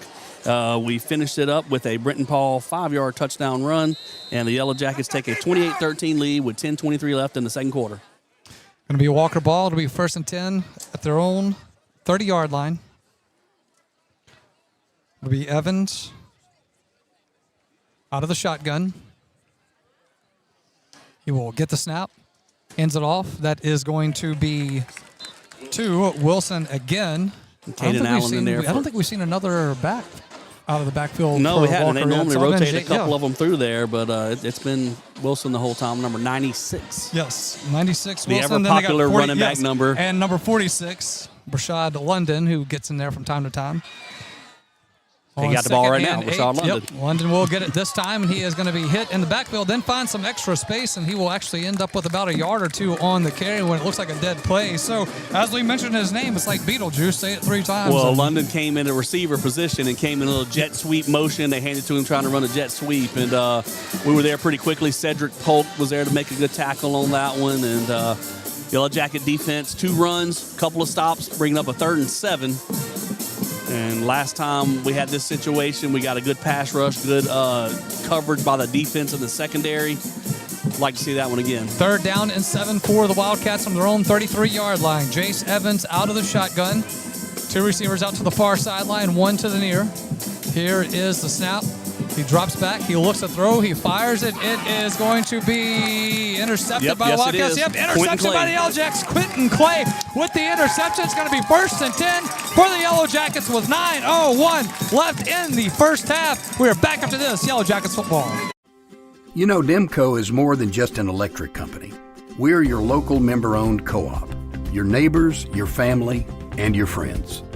Our not-for-profit structure means that we can invest in youth programs that empower the next generation to grow, lead, and make a difference.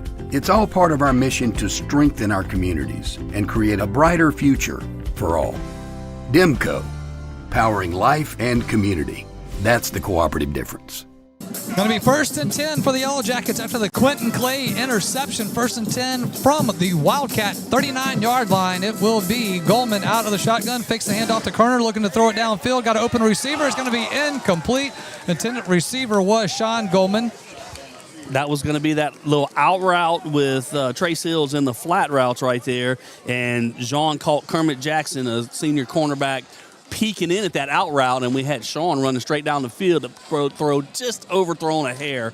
Look, I'm going to talk for a moment. That turf at Walker, we play junior high games here. It gets a little slick sometimes, and the temperature right now, it's almost like there's dew on the ground. The Walker receiver, Caden Lewis, slipped down on his route a while ago, and as he slipped, the ball was already in the air. Quentin Clay broke on it and made the interception. And a good break for the Jackets. 2nd and 10 from the 39-yard line again. Here is a quick pass to Hayden Ray. Hayden Ray will get to the 30-yard line. Well, it'll be 3rd and short now for the Yellow Jackets.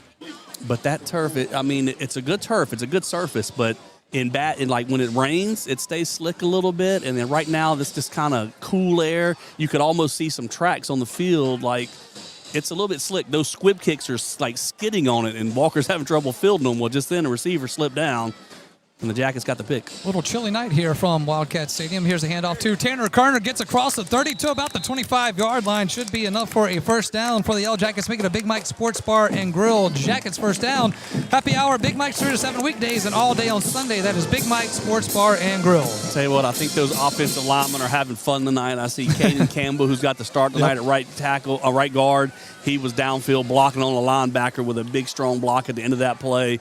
And it just seems like everybody on the Jacket offense right now is having a good time. Denham Springs 28, Walker 13, 7:50 left here in the 2nd quarter. Goldman from the shotgun rolls to his right, looking to throw, dances around, will throw it now. It is going to be caught by Sean. Sean's at the 10, he's at the 5, makes a move, makes a spin, and gets inside the goal line, or just shy of the goal line, where it's going to be 1st and goal for the Yellow Jackets. Make that a Big Mike Sports Bar and Grill. Jackets 1st down. Big Mike says children friendly with great food, and locally owned by Big Mike O'Neill. That is Big Mike Sports Bar and Grill. I was watching for that run after the catch right there. It was Sean Goldman against 3 Walker defenders inside the 5. If he'd have made all 3 of them miss, that'd have been really impressive, but he still did a good job catching it at about the 12, 13-yard line and got down inside the 5. Yep, going to be 1st and goal. Looks to be about the Wildcat 4-yard line for the Yellow Jackets. It will be Goldman. He will hand it off to Kerner. Kerner takes the jump over the goal line, and he is in for the touchdown. Tanner Kerner extends the Yellow Jackets' lead as they lead at 34-13 with 7:05 left here in the 2nd quarter. Very good double team right there. You had Nate Black, and I believe that was Max Ars was also in there on that double team, I believe. Did a really good job at the point of attack, driving the Walker defender into the end zone. And then was it Kerner that took it in? Yep. Kerner followed right behind him. Here's the extra point by Bravo. It is going to be through the uprights. Extra point is good. Denham Springs 35, Walker 13. Back after this, Yellow Jackets football. Your local sporting goods store is Sportin' Center. Sportin' Center has all your Denham Springs and surrounding school shirts, caps, clothing, and fan gear. And Sportin' Center is more than just athletics, offering services for businesses and organizations. Sportin' Center does in-house monogramming, screen printing, laser engraving, and large format printing. They can handle all of your advertising, promotional, and sign shop needs with personal, one-on-one customer service. Serving Livingston Parish for close to 50 years. Sportin' Center, 205 South Range Avenue. Sportin' Center, more than just a sports store. So welcome back in to Yellow Jackets football. It is time for, yet again, the Brandy Robertson State Farm Insurance scoring drive for auto, home, and life. It's Brandy Robertson State Farm Insurance. Team members include Amanda Cook, Justin Summerall, Jana Goins, Brittany Watkins, and Katie Switzer. Visit betterwithbrandy.net. What do you got, Mitch? The Yellow Jackets took the Quentin Clay interception, and then they went 39 yards in a minute and 54 seconds. A Tanner Kerner 3-yard touchdown run, and with 7:05 left in the second quarter, the Yellow Jackets are up 35-13. It will be Herrera to kick it off from his own 40-yard line.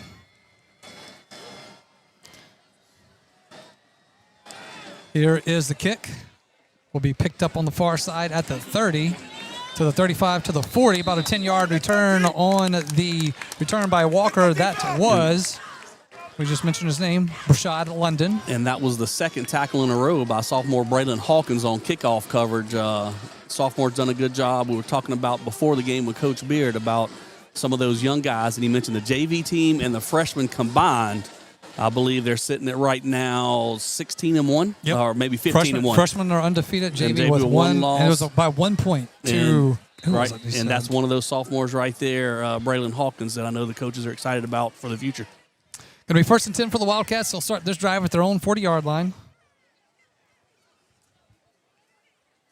It will be Evans from the shotgun. Will hand it off. It is going to be a handoff to Wilson, and Wilson's going to be wrapped up and brought down in the backfield for a loss. Give it Debo Scott, give it Cedric Polk, and the host of the Yellow Jackets.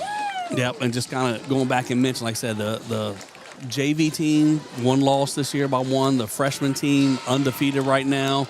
Coach Beard and the coaching staff are really excited about not only the future of this season. Yes. We're going to finish this season off great, but also what they have coming forth next couple of years. 2nd and 11 from their own 39-yard line here. I think jet sweep. It will be to London. London coming off the jet sweep. Think the toss in the backfield, which would have been to Wilson, but he keeps it himself, and he gets across his own 45-yard line. Going to be brought down at about his own 48. It'll be 3rd down now for the Wildcats. Yep, they ran a jet sweep and then fake the reverse, which did work. The Yellow Jackets, it would have just been a straight jet sweep. Trenton Matuara was there to help make a tackle, but the fake reverse kind of froze us up just a little bit, and they was able to get a few yards out of it. 3rd and 2 now from their own 48-yard line for the Wildcats. Here is a snap. It will be a handoff in the backfield. That is going to be to Wilson again, and Wilson's going to be brought down for no gain. It's going to be 4th down now for the Wildcats. Debo Scott met the hole again, so Debo Scott with a tackle for loss on the first play, and then they got 3rd and 3, and he makes a tackle at the line of scrimmage right there, bringing up a 4th down. Walker is leading the offense on the field, so looks like they're going for it here. They will lead the offense on the field with 5:25 left here in the second quarter, trailing Denham Springs 35-13. On 4th down, Evans out of the shotgun will send Lewis in motion. Here is a snap, drops back, pressure is coming, he is going to escape it, picks up the 1st down, so he gets across midfield to about the Yellow Jacket 45-yard line, but a nice quarterback scramble right there by Jace Evans. It had to have been. Coach Prescott dialed up a max blitz almost. We sent 7 guys at the quarterback. I looked, I said, he better throw it quickly, and as soon as I checked the receivers, if anybody was around, the quarterback did a good job of taking off running. Flag? But, yeah, illegal shift. Okay. Illegal shift on Walker. But, yeah, Evans tucked it and ran and found a little seam to get some running room there. But the illegal shift, Amanda Walker, that's really got to hurt because that's an unforced error. He had a 1st down on the scramble. That didn't the illegal shift had nothing to do with the outcome of the play. And instead of keeping possession, now they got to bring the punt team out. Quick reminder coming up for the Whistle Stop Halftime Report. It will be Denham Springs Hall of Famer and former Yellow Jacket athlete, Dr. Hunter Bond, good friend of ours. I know you know Hunter Bond pretty well. Going to talk about his golf game? Not tonight. Okay. Not tonight. I know that's where you're going. I think you got in trouble on that one, didn't you? Here is the punt. It is going to be blocked by the Yellow Jackets. It is going to be recovered by the Wildcats. It's going to be first down for the Yellow Jackets with the block. Bryson Smith getting through the gap and blocks the punt. Going to be 1st and 10 for the Yellow Jackets after this quick timeout. It is Yellow Jackets football. Denham Springs High School football broadcast on YouTube at DS Jacket Vision. Please subscribe. Family Radio 91.9 FM and on the net at johnfineproductions.com are brought to you in part by You Safe and Lock, David Azar Shelter Insurance Company, District Court Judge Brian Abels, Coconut Willie's Daiquiris, Mashan and Associates General Contractors, Sport Clips, and Safe Voyage Tattoo. We thank you for your support and patronage of these local businesses. Going to be 1st and 10 for the Yellow Jackets. Walker, 29-yard line with 4:41 left here in the half. Well, you've seen just about all of it in this first half, Mitch. Goldman from the shotgun will get the snap, fix the handoff to Kerner, looks to throw. He does. Sean Goldman, he's at the 10, the 5, and he is in for the touchdown. Goldman to Goldman, number 2 of the night. Yellow Jackets, 41, Walker 13. I told you they're having trouble covering these Jacket receivers, and Sean Goldman got a lot of separation on that RPO look, that glance route, that skinny post over the middle. And this time, brother to brother were able to connect on it and goes for the touchdown. But just back to that punt again. Bryson Smith getting through to block the punt. He and Jackson Sagan have been giving pressure all night on those punts. And that time, Bryson got through and got his hands on it, give the Jackets a short field. Here is Bravo's extra point. Extra point is going to be through the uprights. Extra point is good. Yellow Jackets 42, Walker 13, 4:34 left in the half. Back to this Yellow Jackets football. The tradition continues. The Whistle Stop has been serving Denham Springs for years, and they're still doing that, but are now locally owned by former Jackets Brandon and Courtney Rishu. The Whistle Stop has the same friendly staff, the great coffee and French cuisine, and wonderful service. And don't worry, Brandon owns the joint, but he won't be cooking up any of the delectable cuisine or brewing the coffee. He'll let the professionals handle that, as they have for years at the Whistle Stop, East Railroad Avenue in the heart of Denham Springs. Welcome back in to the Yellow Jackets football here. Let's see. Sorry. I'm trying to get your jacket on. Yeah, Josh is bundling up. Look, and I will be the first to admit I am a wuss when it comes to cold. Well, let me go ahead and give the. Yep. Go ahead and give Brandy Robinson. Yeah, go ahead. Give it, and I'll give the read after that. That was an 11-second drive, just a one-play scoring drive. We had a couple of those tonight. 29 yards. Jean Goldman, the twin brother, Sean Goldman, 29-yard touchdown pass, and the Yellow Jackets are up 42-13. Here is the kickoff from Herrera. It is going to be picked up by the Wildcats at the 30-yard line to the 35 to the 40. And we brought down around the 42-yard line. Looks like a little shove towards the far side end zone there. But that was your Brandy Robertson State Farm Insurance scoring drive for Auto, Home, and Life. It's Brandy Robertson State Farm Insurance. Team members include Amanda Cook, Justin Summerall, Jana Goins, Brittany Watkins, and Katie Switzer. Visit betterwithbrandy.net. All right, what do you got, Mitch? Just kidding. Just got a lot of points on the board right now. I was just asking you, I don't know if we caught you on the mic, on a hot mic right there when we came back, but I said, how many points do we have at halftime last week? It was 44 at halftime. Well, right now we have 42, and still 4 minutes and 20 seconds left in the first half, and this Jacket offense just continued to soar. Now, give some credit to the defense and special teams, too. We've had some short fields tonight thanks to special teams and a Quentin Clay interception. Will be Jace Evans. We'll start this drive as an own 40-yard line. Here is pressure coming. He is going to throw it with the defender in his face. Who was that? Was that Devin Mack? Yep, Devin Mack came around the corner and had the big hand in the face of Jace Evans, and it is going to be incomplete. Going to be second down now for the Wildcats. Setting up a screen to Dylan Bro for Walker, and they had maybe a little bit of room, but Devin Mack was in the quarterback's face so quickly he affected the throw, and the throw came up just a little bit short for Bro. But I'm just watching tonight that just our Jacket receivers are getting so much separation on the defenders for Walker, making some easy throws for Sean Goldman. Second and 10 now at the 40-yard line of Walker for the Wildcats from their own 40. Evans from the shotgun will get the snap. He will hand it off. That is going to be a handoff going off the right side for the first time tonight, calling number 8. Was that number 8 for Walker? Dylan Bro, number 8. He was in the game just a second ago. Yep, that was Dylan Bro. Good tackle by cornerback Jaden Washington down the field, and so he met Bro there with the head of steam, and he was able to hold his ground, make a strong tackle, and bring up the third down for Walker. Bro, who is usually on defense, getting a little offensive love here tonight. Going to be 3rd and 5 now from their own 45-yard line for the Wildcats. Evans from the shotgun. He will get the snap, hands it off again, and being across the 45, kept fighting. Yep, it's going to be close to a first down. Well, no, you're going to be about a yard short. Smith was able to stop him about a yard short. And on the carry was Jaden Wilson for Walker. Back to talking about Walker, we got the Goldman brothers that Jean and the Sean, the twins, brothers, yeah. and then we have Drayden, the sophomore defender that gets in sometimes. Well, they've got 3 bros out there, 2 seniors and a junior. Don't know if they're cousins or all brothers or whatever, but it's all the same last name, and I got to imagine they're related, if not brothers, at least cousins. 3 minutes left here in this first half. Walker may need a timeout. A little bit of confusion here on getting lined up. Out of the shotgun is Jace Evans. Looks like they're going to give it a go here on 4th down. Here's a handoff. It is going to be to Wilson. Wilson is going to be stood up and brought down for a loss. Going to be a turnover on downs. Caden Allen met him very quickly in the backfield, and there's a turnover on downs. Going to be 1st and 10 for the Yellow Jackets. They were pulling guards on pulling a guard and a tackle on a counter coming to the left side, and Caden Allen was blitzing from the side that the guard and the tackle were coming from. So when you pull, that leaves a hole, and Caden Allen was able to run down the running back from the backside and catch him before he could get up to the line of scrimmage and make that big stop for the Yellow Jackets. And now the Yellow Jackets have another short field here, taking over at the Walker 46-yard line, I guess. 47. Yep. Denham Springs, Walker 47. But Caden Allen did a good job in the backfield. He ran him down from behind and was able to make that tackle. All right, going to be 1st and 10 for the Yellow Jackets now. It will be Goldman from the shotgun. Looks to throw, taking a shot downfield. It is going to be wide open receiver Trey Sills, who's at the 15, the 10, the 5, and in for the touchdown. Touchdown, Trey Sills, a 47-yard strike. Mama Sills is going to be happy. Yes, but that was the out and up that we ran last week before halftime. Early in the game, we ran a little out route with Trey Sills. We ran another out route where we threw the go route to Sean on the same side. Well, that time, Sean, the outside receiver, runs a post and clears it out.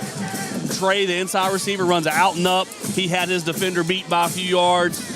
Went into the end zone, scored, did a little dance, so there is some flags on the ground for the touchdown dance, but that's going to be a 15-yard penalty after the extra point here. The points are going to count, and so the Yellow Jackets are putting more points on the board, 48 now. I don't know what's taking the refs so long with the discussion. I mean, they threw the flags when the celebration dance in the end zone, and I'm pretty sure Walker will take it on the kickoff. Mitch, I was just getting over the cold, and I always sit out here in the little chilly night here. If you hear me chewing on my cough drop, please excuse me. Remember, Walker did close it down to 21-13, but since then we are now sitting at, can I add right, there's going to be 28 points in a row if we get this extra point. It was 44-7 last week at the half against Prairieville. I mean, so many one-play drives, too. Yes. It's not like we're marching down the field. Extra point by Bravo is through the uprights. Extra point is good. 2:38 left here in the first half. Denham Springs 49, Walker 13. Back after this on Yellow Jackets football. Big Mike's Sports Bar and Grill has it going on. Big Mike's has burgers, steaks, seafood, pizza, salad, sides, and desserts. 40 TVs. Big Mike's is open late after the game. Live music on the weekend. Locally owned and operated by Denham Springs High School graduate Big Mike O'Neill. Check out the Denham Springs Athletics Hall of Fame at Big Mike's. Big Mike's Sports Bar and Grill, 123 Aspen Square, Denham, or delivery through DoorDash or Grubhub. Welcome back in. It is Yellow Jackets football. It is Yellow Jackets 49, Walker 13, and it is time for the Brandy Robertson State Farm Insurance Scoring Drive for Auto, Home, and Life. As Brandy Robertson State Farm Insurance team members include Amanda Cook, Justin Summerall, Jana Goins, Brittany Watkins, and Katie Switzer. Visit betterwithbrandy.net. What do you got, Mitch? That was a one-play, 37-yard scoring drive after the 47. That's right, 47-yard scoring drive. Remember, the Yellow Jacket defense got a 4th down stop. That was a 47-yard touchdown pass. Trace Seals receives it from John Goldman, and the Yellow Jackets take a 49-13 lead with 2:38 left in the second quarter. That is your Brandy Robertson State Farm Insurance Scoring Drive. Now the Jackets are going to have to kick from their own 25-yard line. Need to do a real good job with the coverage unit. Going to be another squib kick. Gets across midfield. Going to be picked up around the Walker 45-yard line. Gets into Yellow Jacket territory now into the Yellow Jacket 40-yard line. On the return again, that is going to be London. So he's kind of found that spot there where he's picking it up now, starting to get the feel of it. He's not fumbling the initial correct. snag of the football right there. He's able to pick it up quickly and find a little bit of a running lane. Sophomore Riley Johnson was able to make a tackle right there, but Walker's going to have a little bit of field position here, so starting at the Yellow Jacket 42-yard line. Well, it'll be 1st and 10 for the Wildcats. Jace Evans at quarterback. Wilson in the backfield with him. Here is a snap. We'll fake the handoff to Wilson. Going to be a quick throw. That is going to be incomplete. Rashad London was wide open and had it on the fingertips, unable to bring it in. Incomplete pass. Yeah, Walker gave the play action on the inside, had their receiver running that little skinny slant route, skinny post, and London wasn't able to hold on to it. Trenton Matuire got there late to get a hit to make sure he didn't corral it in after it bounced away. We'll stop the clock with 2:27 left here in the first half. Reminder coming up, it is Whistle Stop Halftime Report. John Fine and Dr. Hunter Bond will be your guests. Jace Evans will check the sideline now. On 2nd and 10 from the Denham Springs 42. Here is a snap. He will hand it off to Wilson. Wilson is going to be brought down for no gain. Yellow Jackets playing very well on defense. Again, that defensive front line, but crashing in was Cedric Polk and Jackson Sagan. Who called the timeout here? Let's see which way. Somebody called the timeout. I don't think Walker would have. Did Denham call it? Got a timeout, though. All right, we do have a timeout on the field. We will take it with them as well. 2:12 left in the first half. We are back after this. It is Yellow Jackets football. Hi, I'm Jacob Neal, a nurse practitioner at North Oaks Urgent Care. When you're not feeling your best, whether it's an illness, injury, or something in between, you shouldn't have to wait to feel better. That's why we're here for you every day from 7 a.m. to 8 p.m. at 4 convenient locations. Walk-ins are always welcome, or you can save time by reserving your spot online at northoaks.org/urgent-care. We're here to provide expert care right when you need it. North Oaks Health System, improving lives every time, every touch. Back on Yellow Jacket football, it is timeout by Denham Springs. They want to stop the clock with, well, we said 2:12, but the clock has been a little funny here tonight, Mitch. Now it goes back to 2:21. They took a minute away earlier. Now the keeps bouncing around. Nonetheless, now it's 2:21. So that was Walker that called the timeout. So. Oh, it was? Okay, I thought it was us. But, yep, it's got a timeout on the board away from Walker. Well, that doesn't make it right. Here is Evans now on 3rd and 10. Going to throw it downfield. It is going to be caught at the Denham Springs 20 to the Denham Springs 10. On the reception is Caden Lewis, and it's going to be 1st and goal for the Wildcats. Caden Lewis, former Denham Springs Junior High Yellow Jacket, former Denham Springs High School Yellow Jacket. He was on this team as late as last season, but his senior year ended up at Walker High School, so I know he is happy to get that catch right there. Saw him call his name out here on senior night. What's the story, Got two Mitch? guys for Walker. Got two guys for Walker. Caden Lewis and then offensive lineman Caden Rushing. Both of them played at Denham Junior High. Don't want to incriminate yourself. But Caden's came over here as a freshman. His mom got hired in the Walker School District, so he's been here for 4 years. Here is a handoff in the backfield on 1st and goal. That is going to be to Jaden Wilson. Gets inside the 5-yard line. Going to be tackled just shy of the goal line as he will get to the Yellow Jacket 2. Minute 30. So I thought this might be a spot that Coach Beard might have called a timeout after that first play. But guess not. Guess he's not pushing to get the ball back here before half. We are going to get the ball to start the second half. That's right, yes, yeah. I almost forgot about that, but they fumbled the opening kickoff, and we got it back. Well, we ran the first offensive play, but we did kick off to start the game. On 2nd and goal from the 2, it is going to be a handoff again to Wilson. Wilson off the right side, and he is in for a touchdown. Touchdown, Wildcats. Walker keeps fighting, putting some more points on the board. Wildcats will get it to 19 now. They will send out the extra point team. It seems every time Walker's had a little bit of a short field, they've converted on it. They get a good kickoff return. The offense has been able to get some points to follow that up. It will be Stern to attempt the extra point. Maybe a little lesson that the touchdowns are fun, but save the dancing until you get on the sidelines and not give up the extra 15 yards of field position. Extra point is through the uprights, and the extra point is good. So with just about a minute left here in this first half, it is now Denham Springs 49, Walker 20. Back after this on Yellow Jackets football. Personal injury? Boyer, Abear, and Angel. Auto accidents? Boyer, Abear, and Angel. Workers' compensation? Boyer, Abear, and Angel. One law firm can handle all of your legal needs, and you don't have to fight big city traffic to find them. Mark Boyer, Dominic Amato, Lucas Schenk, and Allison Costanza have a team of 12 attorneys ready to assist you. The lawyers at Boyer, Abear, and Angel have invaluable experience that allows them to provide expert legal counsel that's professional, prompt, and productive. Small town values, big city results. Boyer, Abear, and Angel. Welcome back in. Yellow Jackets football, 49-20. Yellow Jackets with the lead over Walker. Nope, that is not a final score. That is approaching the half.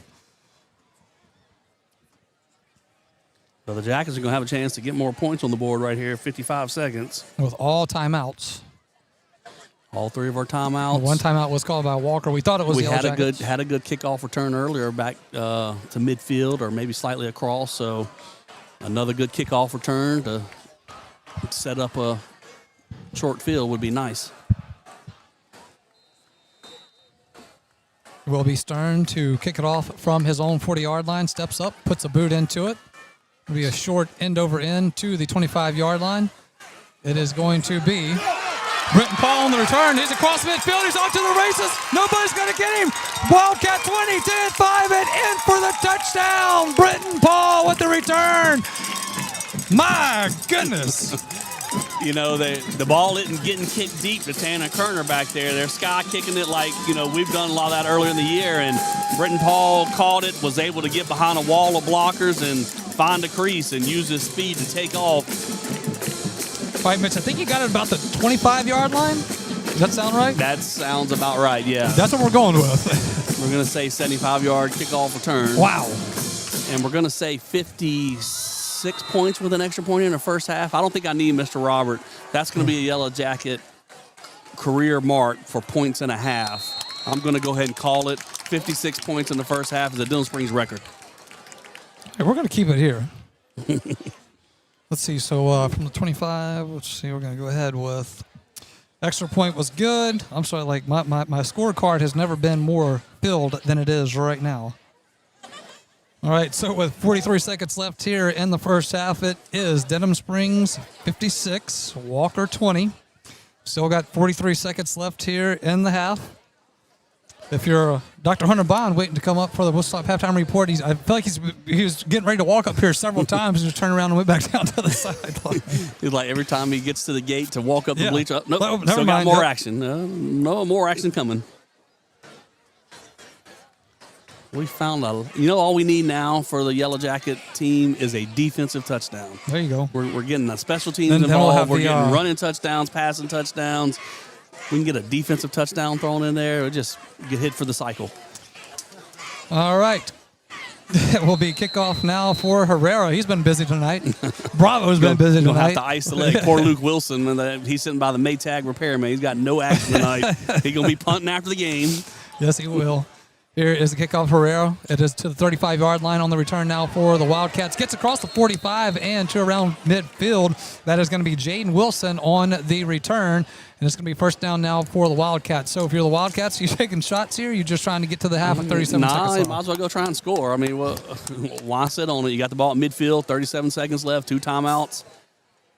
You know, the only satisfaction tonight, if you're a Wildcat fan, is you have put 20 points on the board in the first half, so go try and get some more. A little bit of an injury there on that tackle. That was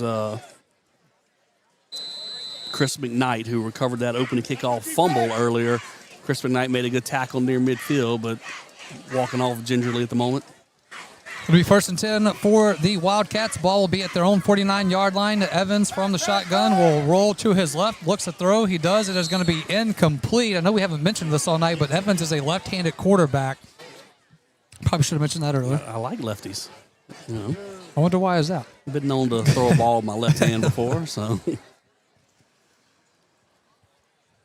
Something else maybe we should mention, since we're so used to everybody being able to see the game, that Yellow Jackets are in all white tonight. White jerseys, white pants, white helmets, purple numbers on the jerseys for the Yellow Jackets.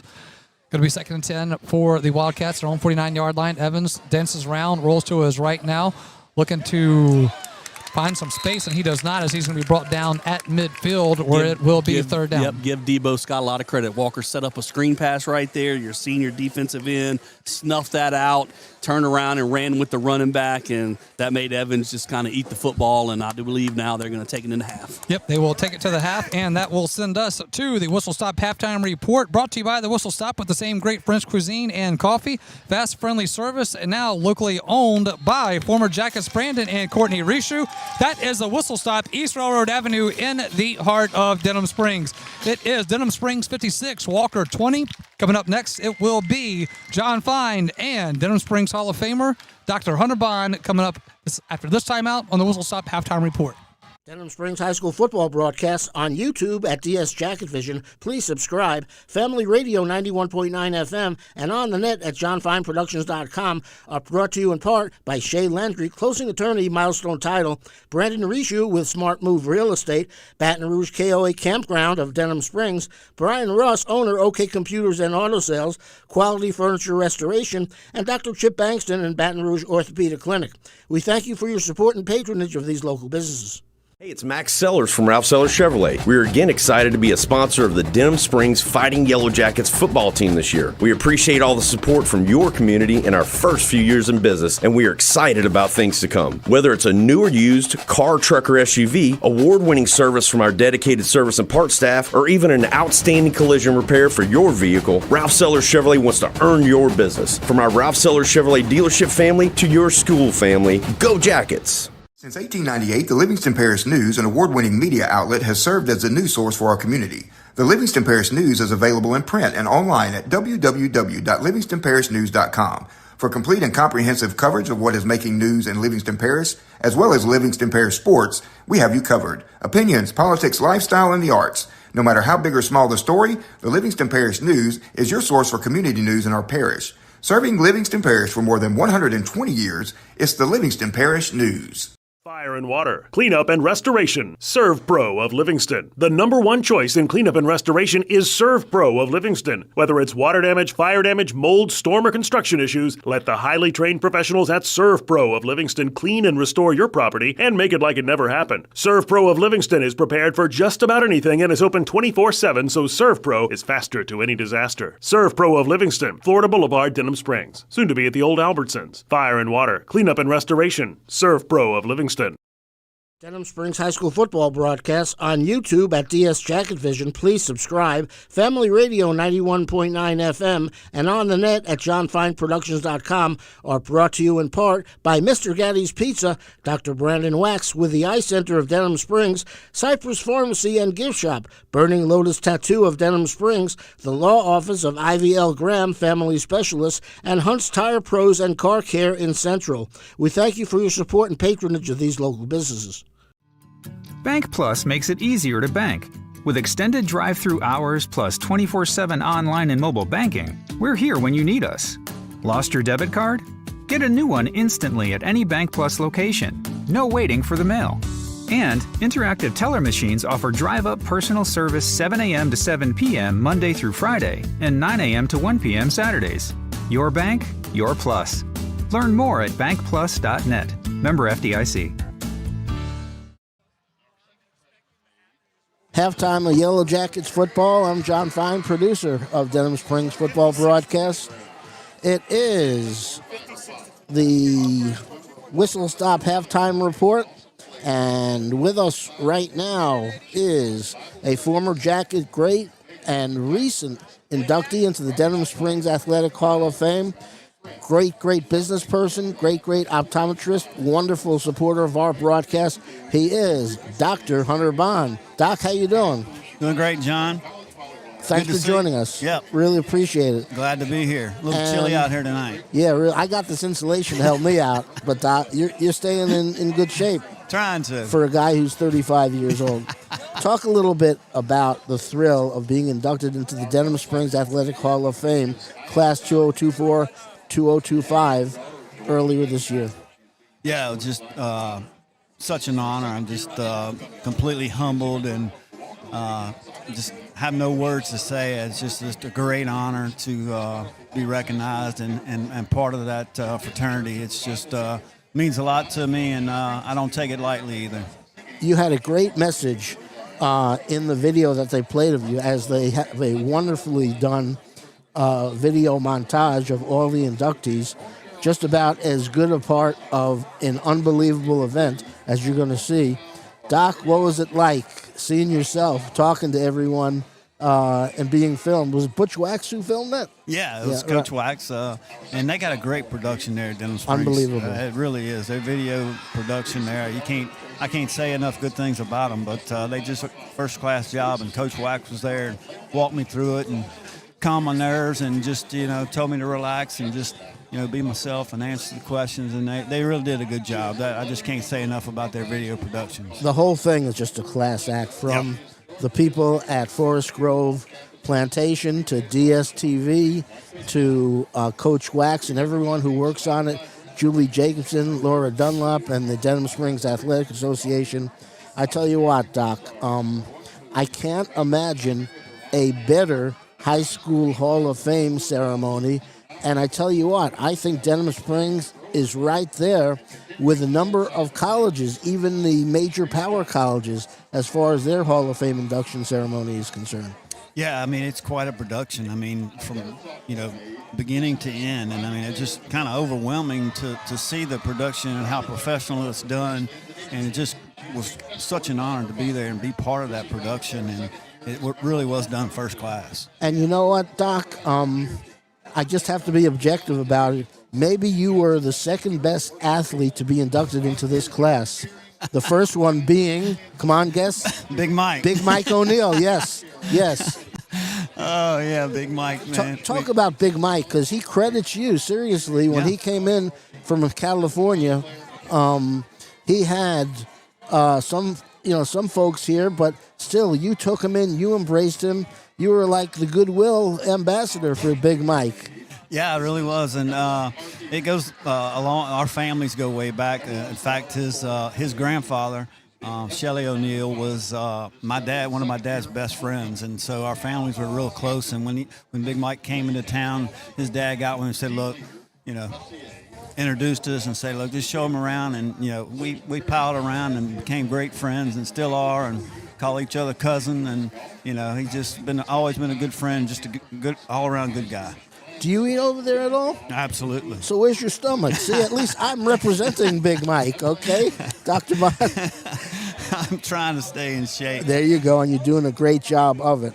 Okay, let's talk about the Bond Roten Eye Clinic, previously the Bond Eye Clinic. How did it get started? How did you become an expert optometrist and an expert business person as well? How did that work out? Well, it goes back. It really a lot has to do with my mom. My mom was a great business person, and we started a little practice in 1996 in Amite, just me and her, and it kind of, make a long story short, through her and the good graces of the good Lord above, we just tried to make some good decisions, and just it turned out in our favor, and just tried to make good business decisions, and relied a lot on the Lord, and did a lot of reading and consulting with a lot of the people in my profession that really went before me. And I, don't want to try to reinvent the wheel, but I wanted to be successful. And I've always had the mantra of if you're good at what you do and you're successful, then everything will follow suit. As long as you work hard, treat people the way you want to be treated, the way I was raised, and success will follow. Jackets leading 56-20 over Walker. It's halftime of Yellow Jackets football. As you're listening to the Whistle Stop Halftime Report, our guest is Dr. Hunter Bond of the Bond Roten Eye Clinic, an inductee to the Denham Springs High School Athletic Hall of Fame. I bet you can't hear that enough, huh? When you get referred to as that, you're a Hall of Famer now, Doc? Yeah, it really is surreal, and it's hard to believe it. Like I said, I'm completely humbled, and just can't say enough about how great the production was. And, speaking of productions, John, what you guys are doing here for Denham Springs and have for a long time, I got to give yourself a hand. You're going to need to pat yourself on the back for what you do for Denham Springs, promoting the football and sports, through the radio advertising, and even on YouTube. I've been hearing a lot of good stuff. I've been seeing a lot of good stuff, and I listen to the game every week. I hadn't got to see the YouTube production yet, but you do a great job. I'm way up in Mississippi, and I get to hear the game. But y'all really do a great job, and hats off to you for doing this for a long time. You've been committed to the community, and there's a lot to be said for you. Well, thank you, and you're a big part of our production. You've been a sponsor in and out, year in, year out, with first the Bond Eye Clinic, then the Bond Roten Eye Clinic, and we're very much appreciative of your backing. And I tell you what, Mitch Covington does a really good job as the color commentator, but I don't know if we listen to some of the tapes of about 10, 12 years ago, we had a color commentator named Dr. Hunter Bond. And so I don't know. I don't want to make that comparison right now, but I think you fare pretty well in comparison. Well, I appreciate it, and I really enjoyed it back then, and it was a lot of fun. Really enjoyed it, and anytime you need me for a backup and a substitute, just if my schedule allows, I'd be more than happy to do it for you. Well, we don't have lifetime contracts here, okay? So I think I'm year to year with Mitch Covington, and, we might be accepting your application. Who knows what's going to happen? Or maybe you become the new football coach at LSU. Has your name been mentioned? I'll take half the money. Okay, you'll take half the money, huh? Okay, there you go. Talk about your career as a terrific football player, a very good baseball player as well at Denham Springs High School. I know you look back fondly at those days. Yeah, and it just seems so long ago, John. And, back then it was all about the coaches, too. And all the guys, the culture and everything has completely changed. Back when we grew up, football was first and everything else was secondary, But everything surrounded football first, and then everything again, revolved at secondary after football, baseball, track, basketball, everything else. So, and we had great coaches, and all the kids that when we grew up, we all played together, okay? And so come up every sport, and so we knew each other so well, we kind of knew each other what everybody was going to do. And when you have good coaches that surround you and put the guys in the right place doing the right thing, you're going to get success out of it. Okay, we start with Coach Butch Wax. Talk about him a little bit and some of the other coaches that had a great influence on you. Yeah, Coach Wax, definitely one of my mentors, a guy I've always looked up to, just the way he holds himself, not only in the school and coaching, but outside the school as a man himself. Just can't say enough good things about Coach Wax and the legacy that he's had at Denham Springs, and a guy you just want to emulate. And same thing, his success. I kind of copied what his success was, that you surround yourself by successful people and good people, and you just kind of mentor them and coach them, and then you'll have a successful program. And just can't say enough good things about him. And then my direct coach is a defensive back, Coach Bailey. Can't say enough about old Beetle.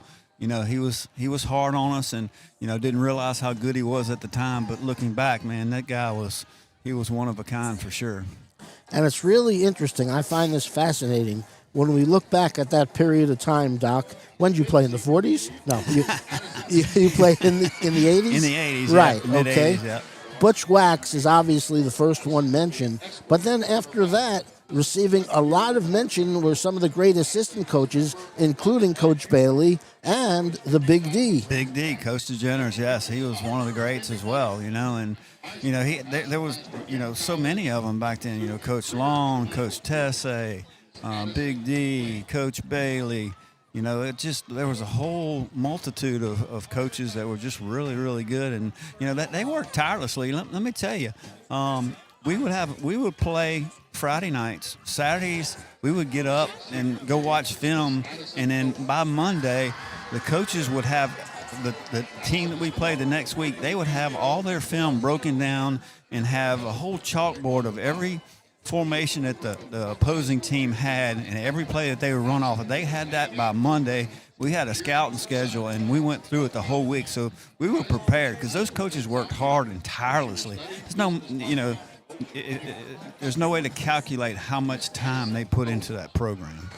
All right, let's get back to 2025 and Coach Brett Beard. Talk about what he's doing. Not only the football team, but this entire program is really succeeding tremendously. I agree 100%. And, I mean, we're 2 series away from being undefeated, and they just are really clicking on all cylinders now. A couple of little things to tighten up. I like to see a little better kicking game, getting the ball into the end zone and not having anybody return any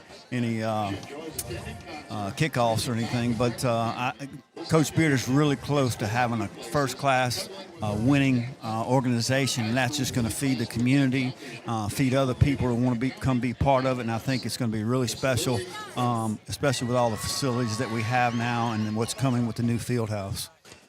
Now, Denham Springs fans may remember another former Jacket standout, and he is one of your lieutenants, Jeff Frizzell, working with you. Dr. Frizzell? Dr. Frizzell, as I call him. You wouldn't believe how many times I ask for Dr. Frizzell, and they look at me like I'm crazy, but at the Von Roten Eye Clinic, yeah.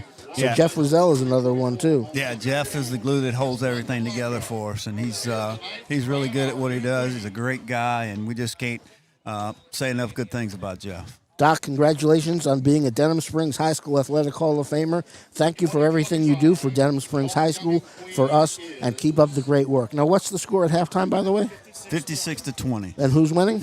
Denham Springs. And who are they defeating? Walker Wildcats. Okay. Thanks, Doc. Thank It you. is the Whistle Stop Halftime Report. Josh and Mitch when we return after this pause on Yellow Jackets football. For all your flooring and carpet needs, it's Floor Store Carpet One. At Floor Store Carpet One, they offer prompt, quality personal service. They'll take care of you right away. The Floor Store Carpet One has an extensive product line: wood, carpet, plastic laminate, ceramic tile, natural stone, countertops, and showers. The Floor Store Carpet One also carries luxury vinyl tile, which many customers rave about, serving the community since 1984. The Floor Store Carpet One, 1/2 mile from the Amite River Bridge on Florida in Denham Springs. Where can you get good neighbor service and surprisingly great insurance rates? At State Farm. Because State Farm agent Brandy Robertson is your one-stop shop in Denham Springs for the service you deserve at the price you want. So stop looking around. State Farm agent Brandy Robertson is ready to help. Visit betterwithbrandy.net for your surprisingly great rates today. Brandy Robertson, State Farm Insurance. Like a good neighbor, State Farm is there. Individual premiums will vary by customer. All applicants subject to State Farm underwriting requirements. The tradition continues. The Whistle Stop has been serving Denham Springs for years, and they're still doing that, but are now locally owned by former Jackets Brandon and Courtney Rishu. The Whistle Stop has the same friendly staff, the great coffee and French cuisine, and wonderful service. And don't worry, Brandon owns the joint, but he won't be cooking up any of the delectable cuisine or brewing the coffee. He'll let the professionals handle that, as they have for years at the Whistle Stop, East Railroad Avenue in the heart of Denham Springs. Denham Springs High School football broadcast on YouTube at DS Jacket Vision. Please subscribe. Family Radio 91.9 FM and on the net at johnfineproductions.com are brought to you in part by Danny Pauline with 5 Star Printing, Horace Wilkinson, State Farm Insurance, Performance Collision Center, Sport Clips, BJ Pawn and Gun, Livingston Parish Clerk of Court Jason Harris, Family Wellness and Healthcare of Louisiana, and L. King Company. We thank you for your support and patronage of these local businesses. You know, Demco is more than just an electric company. We're your local member-owned co-op, your neighbors, your family, and your friends. Our not-for-profit structure means that we can invest in youth programs that empower the next generation to grow, lead, and make a difference. It's all part of our mission to strengthen our communities and create a brighter future for all. Demco, powering life and community.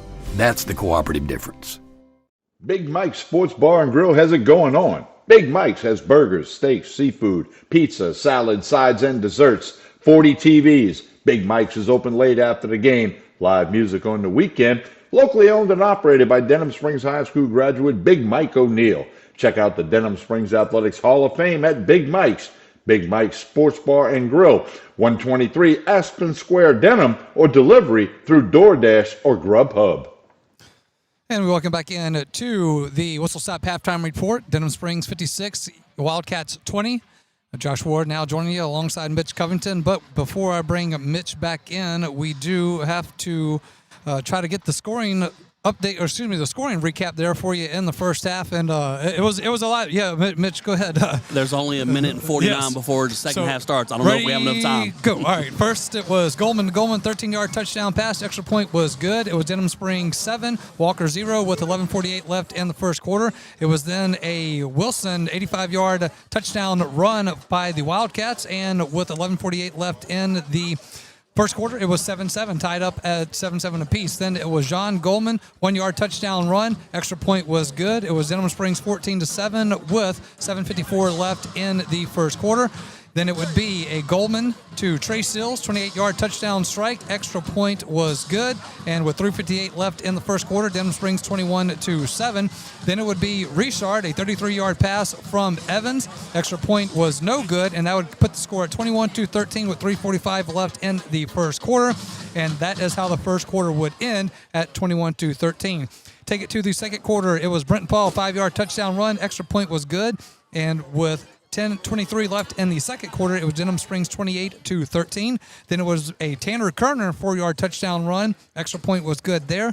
It was then Denham Springs 35-13 with 7:05 left in the second half. Then it was a Goldman to Goldman, number 2 of the night, 29-yard touchdown pass. Extra point was good. And it was then Denham Springs 42-13 with 4:34 left in the second quarter. Then it would be Trey Sills, 47-yard touchdown pass. Extra point would be good. And it was then Denham Springs 49, Walker 13 with 2:38 left in the first half. But wait, there's more. Then it was Wilson with a 2-yard touchdown run. Extra point was good for the Wildcats. And it was Denham Springs 49, Walker 20 with 55 seconds left in the first half. You'd think that would be it. But wait, there's more. Denham Springs would then have a Brenton Paul kickoff return. We're calling it at 75 yards. Extra point was good. 43 seconds left in the half. Denham Springs 56-20 over the Wildcats. Wildcats would get the ball one more time and would eventually run the clock down, and that's what took us to the half. So, Mitch, you know what we needed? What we needed is the old micro machine guy. Remember the 1980s? It talked so fast. Yes, that's what I was waiting to hear right there for the report. The guy that could talk super fast and get everything done quickly. That was a lot of points. I did get confirmation from Mr. Robert. Yes, 56 points and a half is the Yellow Jacket record. 35 points in the second quarter ties the Yellow Jacket record. He mentioned that one to us previously. I think we did that like against maybe Glen Oaks a couple of years ago. It was in 2022. It was one of those games that we were blowing out. Some team scored 35 points in one quarter, and we matched that just now, just in that second quarter there for the Yellow Jackets. So a lot of points on the board.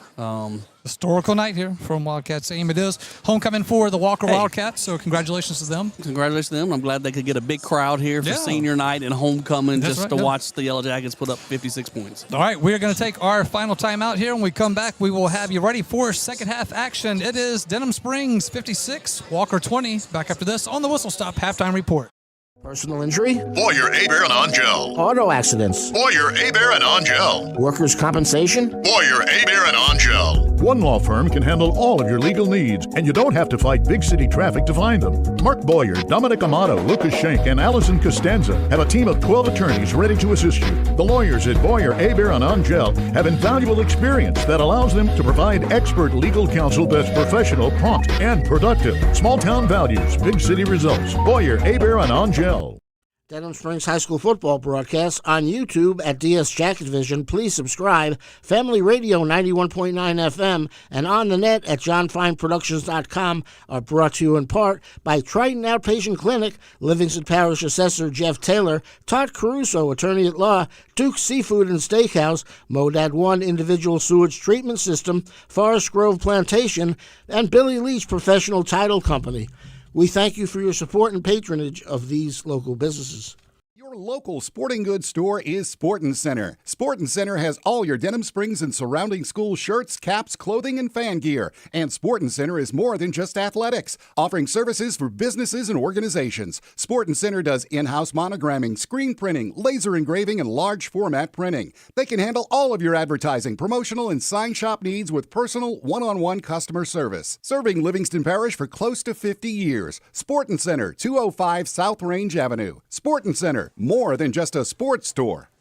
Welcome back in to the Sporting Center Yellow Jackets. Nope, that is incorrect. That is going to do it for the Whistle Stop Halftime Report, brought to you by the Whistle Stop, with the same great French cuisine and coffee and fast, friendly service, but now locally owned by former Jackets Brandon and Courtney Rishu. This is serious stuff. Whistle Stop, East Railroad Avenue in the heart of Denham Springs. We come to you on YouTube, not in our normal capacity, but do ask that you do give it a like and subscribe nonetheless. We will be back to our normal scheduled programming next Friday, as it will be senior night for the Yellow Jackets at home against the Santa Maria Gators, and what could be a factor in deciding how this district turns out.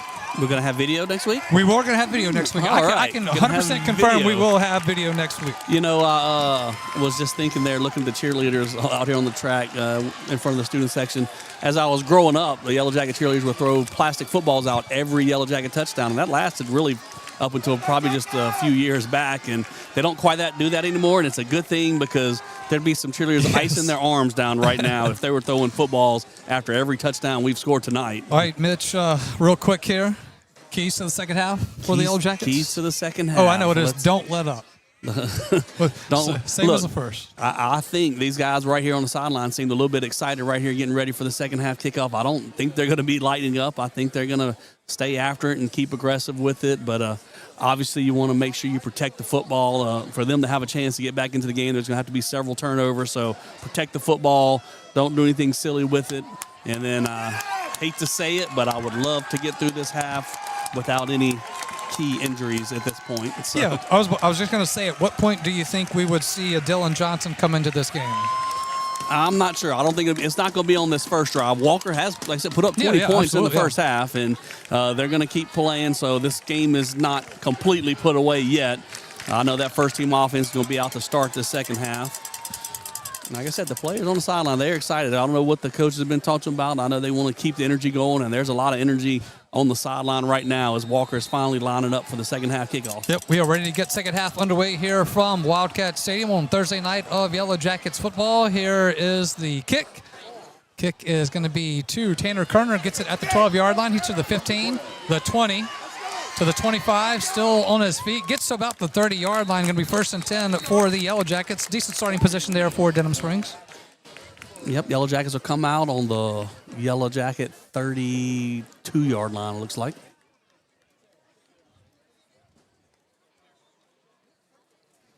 All right, so it will be 1st and 10, Denham Springs. Waiting for the official marker. I think you're right about the 32-yard line of their own 32, where it will be John Goldman coming out.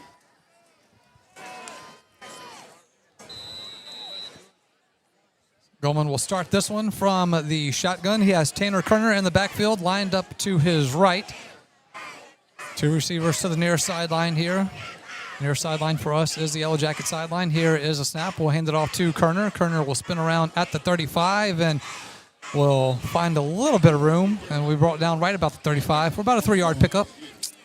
Didn't get a lot of yards on that, but the offensive line had a pretty good push right there. Someone came around the outside edge to catch up to Tanner, but watching the interior linemen, they had the gold jerseys of Walker going backwards on that play, and really about 4 yards, I believe.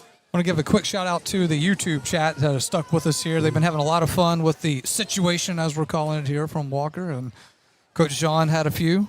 We got Trace Hill's mama dancing at work. There's a handoff to Kerner again. He's going to be hit in the backfield and brought down for a loss on the play. DJ Bro for Walker coming around the end. As I mentioned a while ago, it wasn't the interior of the line, but coming around that edge right there, and he did a good job of getting in the backfield. And the Jackets face a 3rd and 7 here on this first drive. Yep, pushes them back a few yards there. Again, good play right there. Defensive end, DJ Bro coming off the end. Saw Dylan come from linebacker and run the ball in the first half. It's a family affair out here tonight on the Yellow Jacket and Walker side. Right. 3rd down and 8 now for the Yellow Jackets, their own 34-yard line. Goldman rolls, looking to throw. He fires it. It is going to be caught by Sean near sideline at midfield. Gets to the Walker 45-yard line. That is a Goldman-to-Goldman connection for a first down, making a Big Mike's Sports Bar and Grill Jackets first down. Call Big Mike's to book your Christmas party now before space is filling up. That is Big Mike's Sports Bar and Grill. Sean Goldman did a really good job of running his defender off. He ran what looked like a go route as he had the defender thinking he was going deep, and then he stopped at about 12 yards downfield, and before he even turned around, Jean had thrown the ball, and then Sean got his eyes turned around, hit him right in the money right there, so a big third down conversion for the Jacket offense. Will be to the Wildcat 46-yard line. Will be 1st and 10 for the Yellow Jackets. Goldman from the shotgun will hand it off to Kerner. Kerner goes up the middle, spins around at the 45-yard line, be brought down about the Wildcat 43. Maybe you asked what might happen here in the second half, so Jackets working the running game a little bit. Good idea to try and keep that clock going and run the ball as much as we can. Of course, the pass is going to be there if we need it, but as long as we're able to run the football and keep getting some positive yards, we'll be able to work on that clock as well. Yep, down to 9:28 left here in this third quarter. Opening drive for the Yellow Jackets to start the second half. 56-20, Yellow Jackets with the lead. 2nd and 8 now from the Wildcat 44-yard line. Goldman sends Kerner in motion. Will keep it himself. Gets to the Wildcat 40-yard line and will pick up about another yard as he will tiptoe out of bounds at the Wildcat 39. Probably not my favorite play call right now. With a 36-point lead, don't want him to get hit. Letting John run. Let him hand it off. I'd actually talked to Coach Beard about that last week, and he said, he's just got to be smart. If he does run it, to get down, get out of bounds. And that's what he ran. Exactly, and when he got around defenders, he went ahead and stepped out of bounds, didn't try to run over anybody out there. What always concerns me is that late shot that comes in a little on the far sideline of your opponent. 3rd and 3 for the Yellow Jackets. Wildcat 39-yard line. It is a handoff to Kerner, and Kerner will fight towards the 35, and it looks like he will have enough for a first down. Waiting for the movement, and there it is. Move the sticks for a Big Mike Sports Bar and Grill. Jackets first down at Big Mike's. They are children-friendly with great food and locally owned by our big man, Big Mike O'Neill. Nice inside zone run play there. We had Hayden Ray come across the formation from the left side to pick up DJ Bro, the defensive end. He came across, picked him up to make sure he couldn't get upfield to make a tackle. Tanner Kerner ran it right up behind Bryson McCabe, your center, and was able to pick up the yards needed. 8 minutes left here in the third quarter. 1st and 10 Yellow Jackets. Wildcat 36-yard line. Goldman going to keep it himself, and he is going to spin around inside the 30. Going to be brought down shy of the 25-yard line, as it will be actually the 28 of Walker. It looked like we were about one step away from that one being a 40-yard touchdown run. 30 would have been maybe a 36-yard touchdown run. John Goldman looked like he was about to sprint into the secondary when someone dove and got him at the feet. When we do get overloaded, we have 2 receivers on the right side plus a tight end, Preston Carmichael. Walker does not have a lot of defenders on the left side of the field, and that's where John cut it back to just then. 2nd and 3 now for the Yellow Jackets. Wildcat 29-yard line. Goldman from the shotgun will hand it off to Kerner. Kerner off the right side will pick up the first down as he gets to about the 22-yard line. It'll be first down, Yellow Jackets, Big Mike Sports Bar and Grill. Jackets first down. Live music on the weekends, trivia monthly, and line dancing Wednesday nights. That is Big Mike Sports Bar and Grill. And just as I mentioned, Preston Carmichael, your tight end on the right side, Hayden Ray on the wing outside of him. Both of those guys did a good job of caving down the defensive end for Walker and opened up the running lane for Tanner Kerner on that last play. All right, 1st and 10 Yellow Jackets, 22-yard line of the Wildcats. Goldman from the shotgun, fakes the handoff to Kerner, looks to throw. He does, incomplete at the 5-yard line. Intended receiver was Trey Seals. Trey Seals, mom was going to be ready to dance That's again. Right, she was. Trey wasn't quite able to catch that one. That was down by the knees a little bit. They had safety help over the top that time on Trey Seals trying to help out, but John actually, I thought, put it in a really good spot. He threw it down there low where Trey could go low to try and catch it and not have to take a hit from the safety, but just wasn't able to come up with the completion. All right, 2nd and 10 now for the Yellow Jackets. Wildcat 22-yard line. Pistol formation for Goldman. Here is the handoff. We'll give it to Kerner. Kerner will be to the 20-yard line and will be brought down about that Wildcat 20-yard line, where it will be third down now. Yellow Jackets about using up half of this third quarter. Approaching the 6-minute mark. That would be exactly what you want with that big lead. Get a long time-consuming drive. All of our touchdown drives in the first half were very quick. We might have had one about 2.5 minutes, it seemed like. Might be a good spot for one of the little play-action pass, a little bootleg look, or we've got the 3 receivers up top, so maybe we're going to sprint out up to the left side. On 3rd and 7 from the 19-yard line, here is a handoff to Kerner, and Kerner will be brought down at the 16. Going to bring up 4th and 5. I do not see Johnny Bravo and the field goal unit coming out. The ball is at the 19-yard line, maybe just inside of that now. It's going to be the 16-yard line. I would, if it's me, this is a good spot for me to get Bravo some field goal opportunity. You got a comfortable lead right now. Yeah, I'm with you. A live game rep of what would be maybe a 35-yard field goal attempt. I'm kind of with you. I'd like to see that. I would like to just see if he can. I think he would probably have the foot, but will he have the direction? So we'll see. Nonetheless, on 4th and 5, Yellow Jackets will get it to Goldman. Goldman will throw it to the end zone. Shy of the end zone. It is going to be caught on the far sideline. That is going to be caught by Sean. Jean to Sean connection, and it's 1st and goal for the Yellow Jackets, making a Big Mike Sports Bar and Grill Jackets first down. Book your Christmas party. Again, make sure to call them because space is filling up. That's Big Mike Sports Bar and Grill. Just really good timing. Those two, of course, twin brothers, and we've talked about that, how they seem to know where the other one's going to be at all times. That ball was thrown as Sean was still running up the field, and then he came back downhill toward the sideline, and the ball was there waiting on him. Really good timing to execute that play. 1st and goal from the 6-yard line. Here is Goldman. Will fake the handoff to Kerner. Looks to throw to Hayden Ray in the end zone, and it is going to be just a little too high for Hayden to bring that in. I'm going to give Jean some credit on that one. Earlier, he forced one to Hayden Ray when it wasn't quite there. Once again, the safety is trying to help out on that little RPO look. Hayden Ray slipping up the middle of the seam. Walker had him covered, and Jean went ahead and threw it out the back of the end zone. Good decision there. Don't put the ball in harm's way. And so live to play another down, 2nd and 6. Will be 2nd and goal from the Walker 6-yard line now for the Yellow Jackets. Goldman from the shotgun has Kerner lined up to his right. Here is a snap. We'll give it to Kerner. Kerner makes a move at the 5, and he will be in for a touchdown. Touchdown, Tanner Kerner, 6 yards. Yellow Jackets on the board again. Good running play there by Tanner Kerner. He had a Walker defender that came around the right edge, and he made a cut back to the left that made him miss, and then he found the running room into the end zone. And so a good long scoring drive for the Yellow Jackets to work on that clock, shorten this second half, and then, of course, end it with a touchdown. We love that. Yes, we do. Jonathan Bravo will come on to attempt the extra point. Dylan Johnson is the holder. Snap, hold, kick is going to be no good. Thought he pushed it a little to the left, and he did, so his first miss of the night. And it is Denham Springs 62, Walker 20. Back after this, it's Yellow Jackets football. Sunshine Cleaners is a family-owned dry cleaning business that has operated in the greater Baton Rouge area since 1995. Let Sunshine Cleaners' knowledgeable, professional, and friendly staff take care of your dry cleaning and laundry needs. Whether you drop off or they pick up at your home or office, Sunshine Cleaners makes it easy and convenient.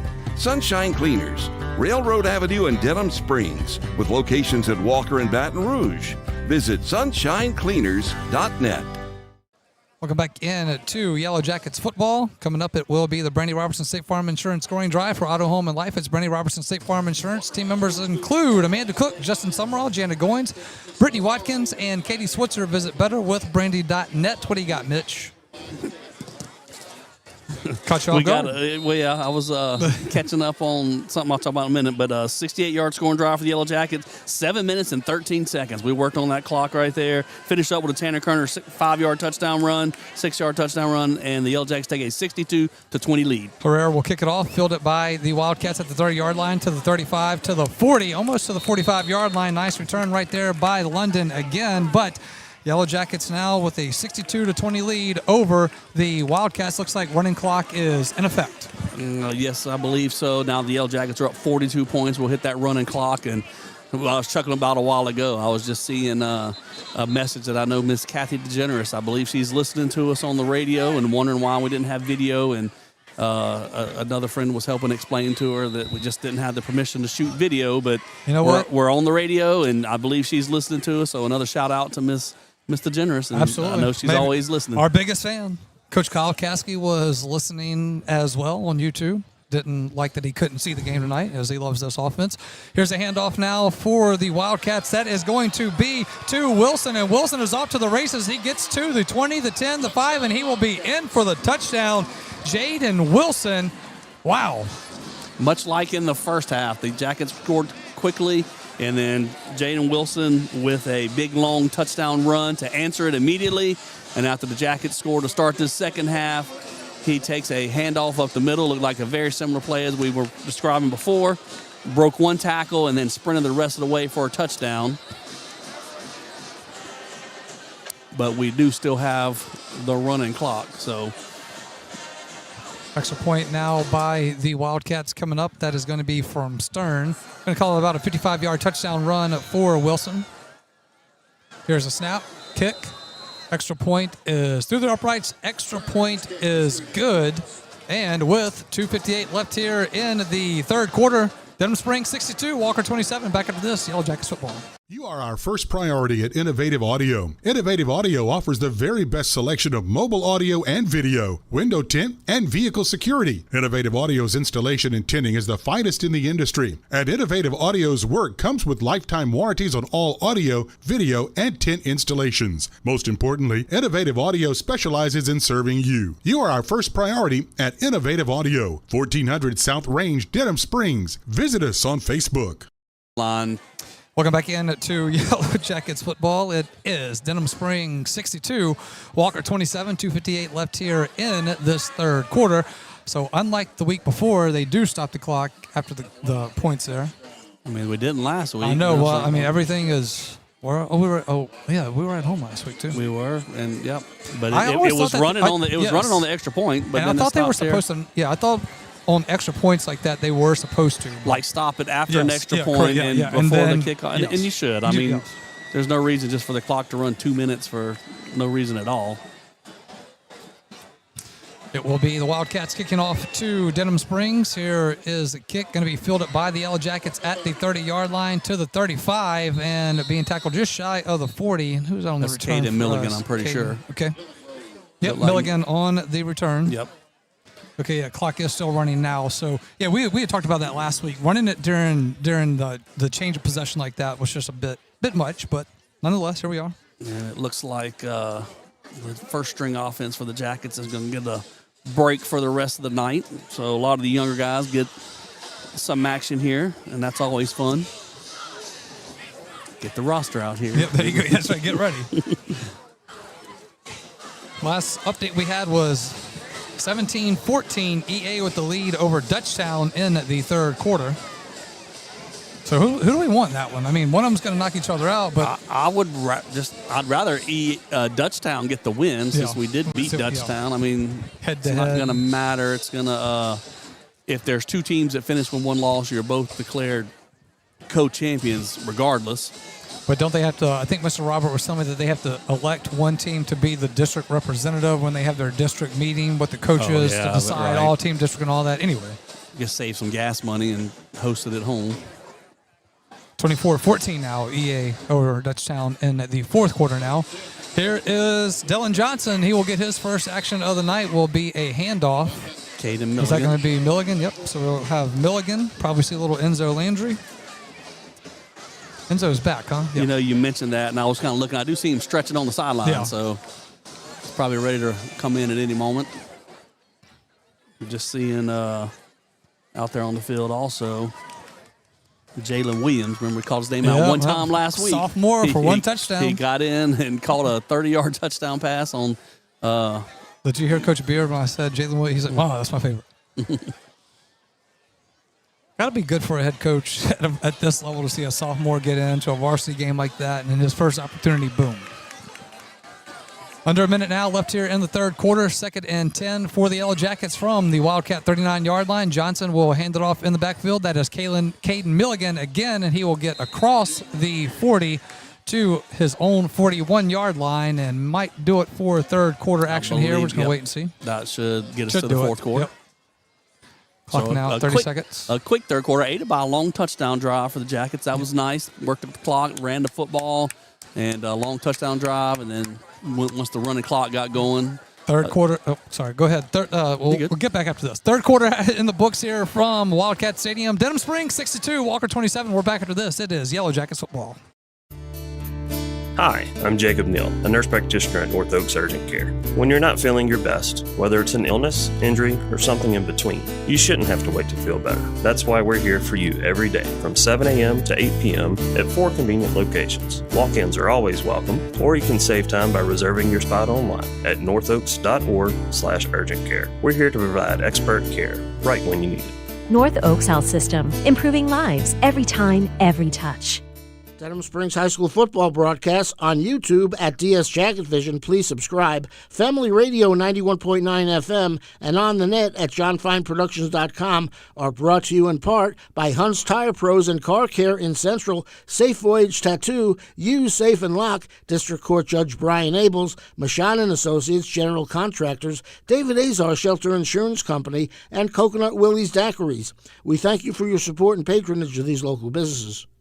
Welcome back in. Yellow Jackets football. We head to the fourth quarter. Denham Springs 62, Walker 27. Got a shout out from one of our great sponsors here, Mark Boyer. Listening in Eunice tonight. Eunice. The big city. Probably got a fall baseball game he's getting ready for out there. Going to be 3rd and 7 for the Yellow Jackets from their own 42-yard line. Going to be a bad snap to Dylan Johnson. He was not looking. Nobody knew what to do right there. Only the center snapped it and know what the quarterback was still looking, reading the defense, and a good thing it ended up by his feet, and he reached down and scooped it up. Of course, going to be a loss right there, and so Luke Wilson's going to get the you know what? He didn't punt last week at this spot, and I don't think he is either right now. Who do we have in? Number 87 that we don't have on the roster. Actually, there's someone different back there right now. I saw 87 come game. Yeah, that's I thought we saw him last week too. That is who's punting though? That's Braden Lennox. Oh, Lennox. There we go. Yep, sophomore linebacker / punter. Here is a punt. It is a nice one, too. Nice spiral hit at the 30-yard line. Going to be fielded by the Wildcats to the 35-yard line now. Coming near sideline, 35, 40, 45 across midfield. Push out of bounds into Yellow Jacket territory. On the return for the Wildcats is Jonathan Musso.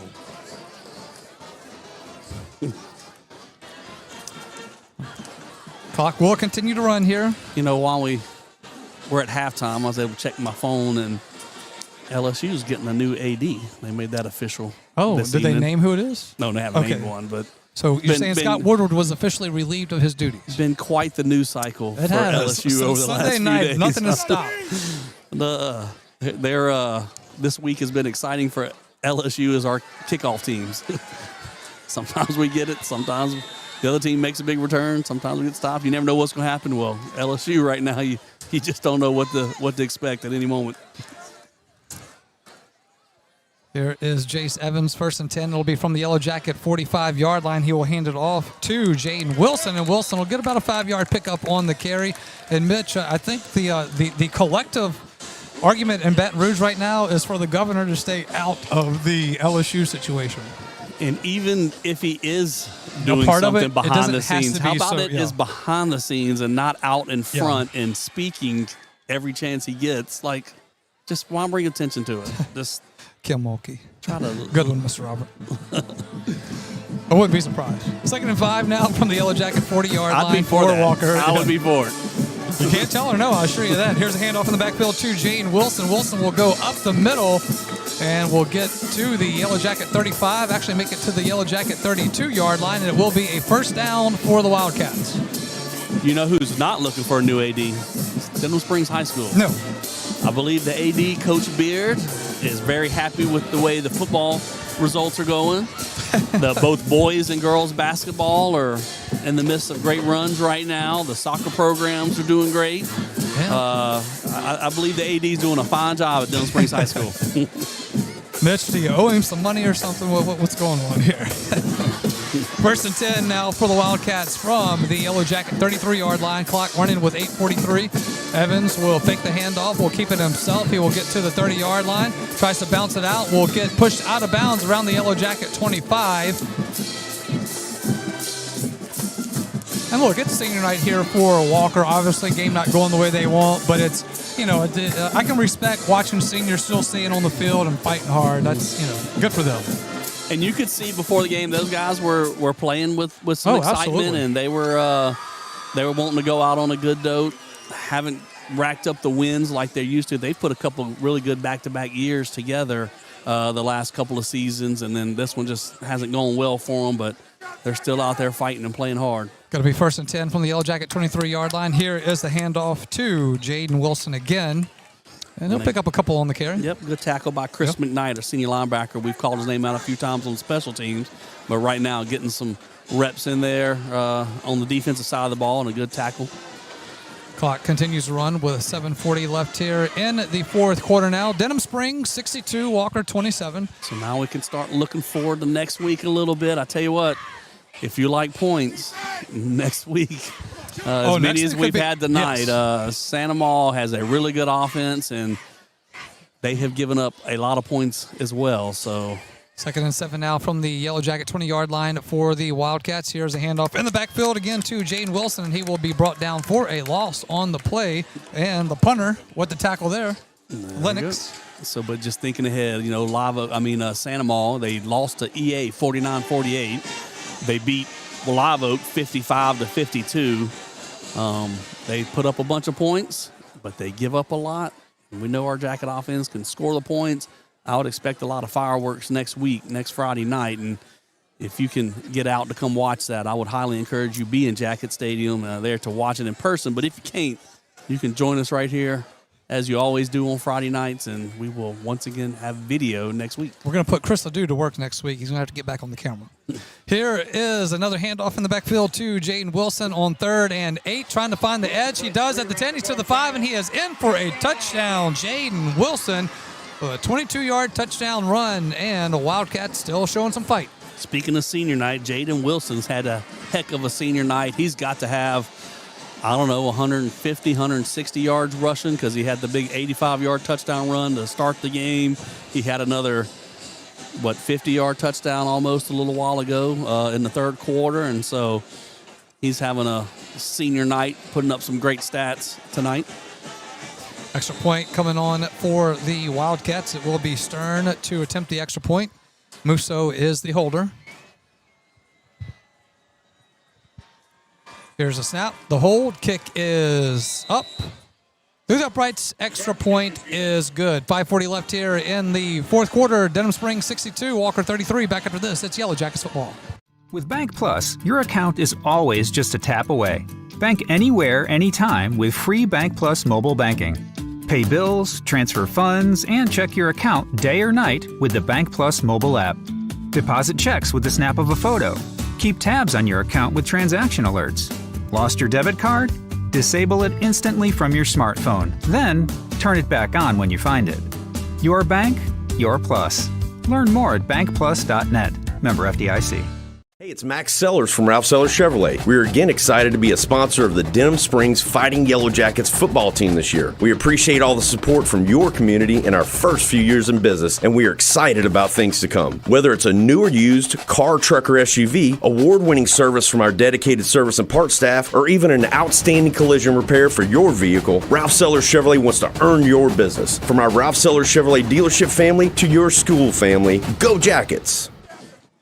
Welcome back in to Yellow Jackets football. 5:35 left here in the fourth quarter. It will be Wildcats kicking off to Denham Springs. 22-yard touchdown run by Jaden Wilson. Extra point was good. Stern will kick it off from the 40-yard line. Here is the kick. Nice end over end. It is going to be fielded by the Yellow Jackets. 15-yard line to the 20. 25, and it'll be put down about the 25-yard line on the return for Denham Springs. That's Jalen Williams, who we saw last week. So as this one will start to wind down, do want to, whatever the situation is here, why we couldn't film the game, we've had such a long working relationship with Walker for many years. Whatever the deal is, I hope at some point we can extend olive branch here and get this thing back right, because, it's unfortunate that we're not able to do this. I've helped Walker's broadcast team when they had issues before. We usually have a good working relationship, and whatever it is now, I hope we can put all that behind us, move forward after this, and, just get back to helping each other and being good neighbors. Number one rule, treat thyself as, do unto others as you would do unto you. So let's get back to doing that. Agreed. Anything else you want to add to that, Mitch? I didn't think so. Well said. Thank you. And I mean it sincerely. They are our parish neighbors. We'll get to see them every year, sometimes twice a year. We do our jamboree and regular season swap, which is always a lot of fun, and good Livingston Parish rival. Wilson on 1st and 10 from the 27-yard line. We'll hand it off to Milligan. I think that's Landry that's in there right now. I didn't expect Landry. I didn't see the other number, but that's probably Enzo Landry. Yes, it was Enzo Landry in there. So just another score update. Zachary beating, let's see, Was it Zachary up 27-20, or was it Central? What was your last one there, too, Darren, on the EA? Oh, 24-21 East Ascension? 27-21 Zachary. Wow. And why that matters to us is those teams are right around us on the power ratings, and that's a possible second-round matchup the way it falls out this week and next week. We're getting very close to the end of the year. Either Zachary or Central could possibly be right on the other side of the bracket from us. 2nd and 5 for the Yellow Jackets from their own 32-yard line. Going to be a handoff to Enzo Landry, and Landry going to be wrapped up for a loss on the play. We'll put him back almost all the way back to the line of scrimmage, so he'll lose 5 yards on that, so make it 3rd and 10 now for Denham Springs. The snap didn't help out there. It drifted up high. Dylan Thompson had to try and go up high to catch it. In fact, maybe Enzo might have caught it with Dylan Johnson. So that kind of slowed the play at the beginning, and Walker was able to get through for pressure in the backfield and a tackle for a loss. Will be 3rd and 10 now for the Yellow Jackets. Clock running with about 3 minutes left here in the 4th. 3rd and 10, their own 27. It will be Dylan Johnson from the shotgun. Milligan checked back in at running back. Here is a snap. Johnson's got to go up and bring it down. Going to keep it himself. He is going off the right side. Picks up the 35, gets to the 40. Dylan Johnson, the senior for the Yellow Jackets. I keep looking to see where they finally mark him out of bounds. At some point, it's a first down, nonetheless. Make it a Big Mike's Sports Bar and Grill Jackets first down. Big Mike's Happy Hour, 3 to 7 on weekdays and all day on Sunday. That's our guy, Big Mike's Sports Bar and Grill. And that first down ought to allow the Jackets to run out the rest of the clock with just 2 minutes and 25 seconds and rolling. How about Dylan Johnson, though, huh? Good speed right there around the corner. Had to go up and get the snap and come down. Showed some ups, as the kids like to say. What is 6'7", by the way? Don't know. Okay. I mean, I see it, I hear it in my junior high kids. Talking about what the kids say, it's the new thing right now. Don't understand it. Need translator to understand these kids. We're going to ask Wyatt if he's in the chat. Maybe Wyatt Burkeen can help us out. Well, if they're still there, here's a handoff in the backfield on 1st and 10. Handoff to Caden Milligan. He's wrapped up by a host of Wildcats. Clock running now with 1:42 left here in the 4th. Yellow Jackets 62, Walker 34. 90 seconds left, and then set up the big matchup with Santa Maula next week. The Jackets will be playing for a district championship. Be this, trying for Coach Beard's second district title here with the Yellow Jackets. Is that 2022 were the quarterfinal team? I believe you're right. Yeah.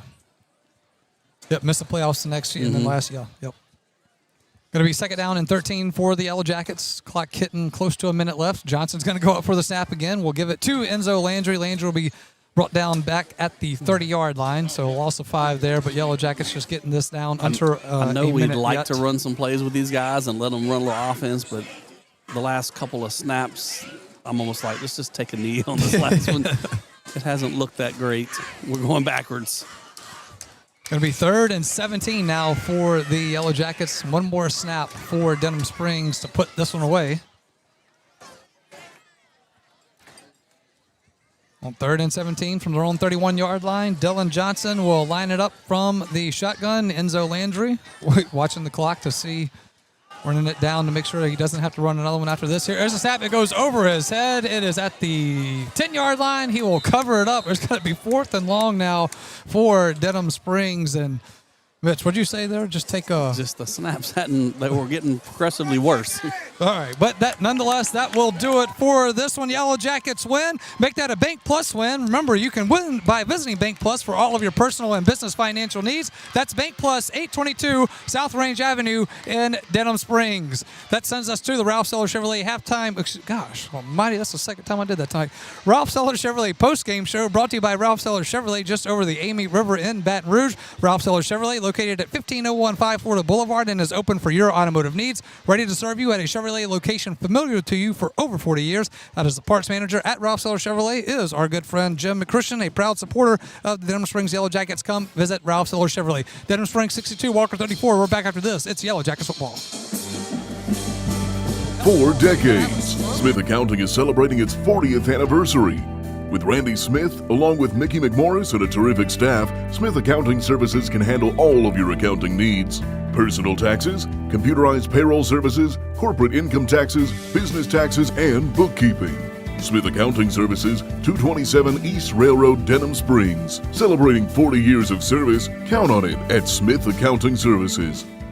Fire and water, cleanup and restoration. Serve Pro of Livingston. The number one choice in cleanup and restoration is Serve Pro of Livingston. Whether it's water damage, fire damage, mold, storm, or construction issues, let the highly trained professionals at Serve Pro of Livingston clean and restore your property and make it like it never happened. Serve Pro of Livingston is prepared for just about anything and is open 24/7, so Serve Pro is faster to any disaster. Serve Pro of Livingston, Florida Boulevard, Denham Springs. Soon to be at the old Albertsons. Fire and water, cleanup and restoration. Serve Pro of Livingston. Denham Springs High School football broadcasts on YouTube at DS Jacket Vision. Please subscribe. Family Radio 91.9 FM and on the net at johnfineproductions.com are brought to you in part by BJ Pawn and Gun, Mr. Gaddy's Pizza, Liberty Auto Sales, Cypress Pharmacy and Gift Shop, Burning Lotus Tattoo of Denham Springs, and Quality Furniture Restoration. We thank you for your support and patronage of these local businesses.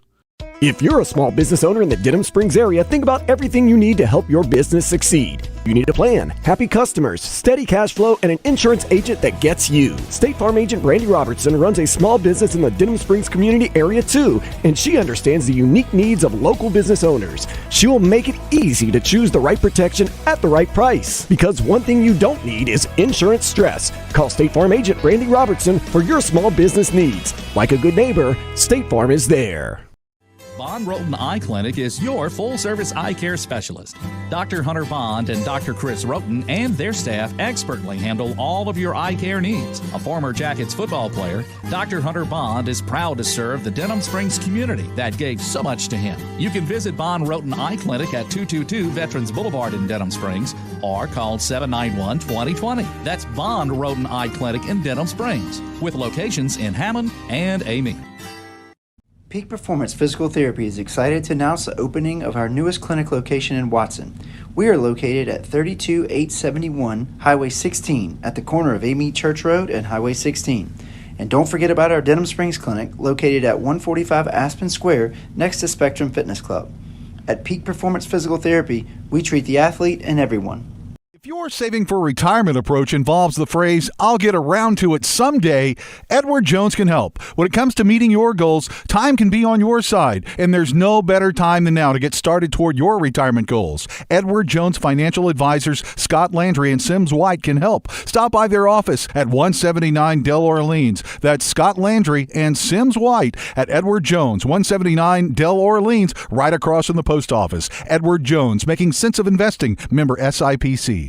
Denham Springs High School football broadcasts on YouTube at DS Jacket Vision. Please subscribe. Family Radio 91.9 FM and on the net at johnfineproductions.com are brought to you in part by Brandon Rishu with Smart Move Real Estate, Baton Rouge KOA Campground in Denham Springs, the law office of IVL Graham Family Specialists, Brian Russ, owner, OK Computers and Auto Sales, Dr. Chip Bankston and Baton Rouge Orthopedic Clinic, and Pony Up Restoration is now open at the Old Dave's Hardware. We thank you for your support and patronage of these local businesses.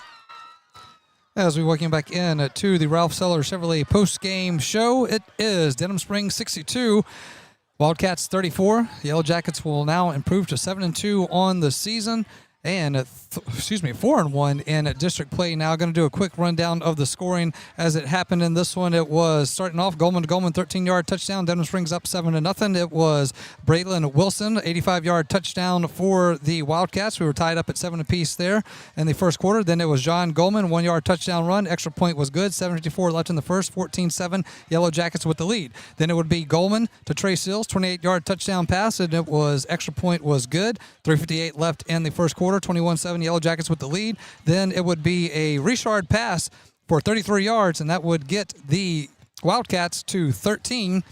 Extra point was no good, so we ended the first quarter. Denham Springs 21, Walker 13.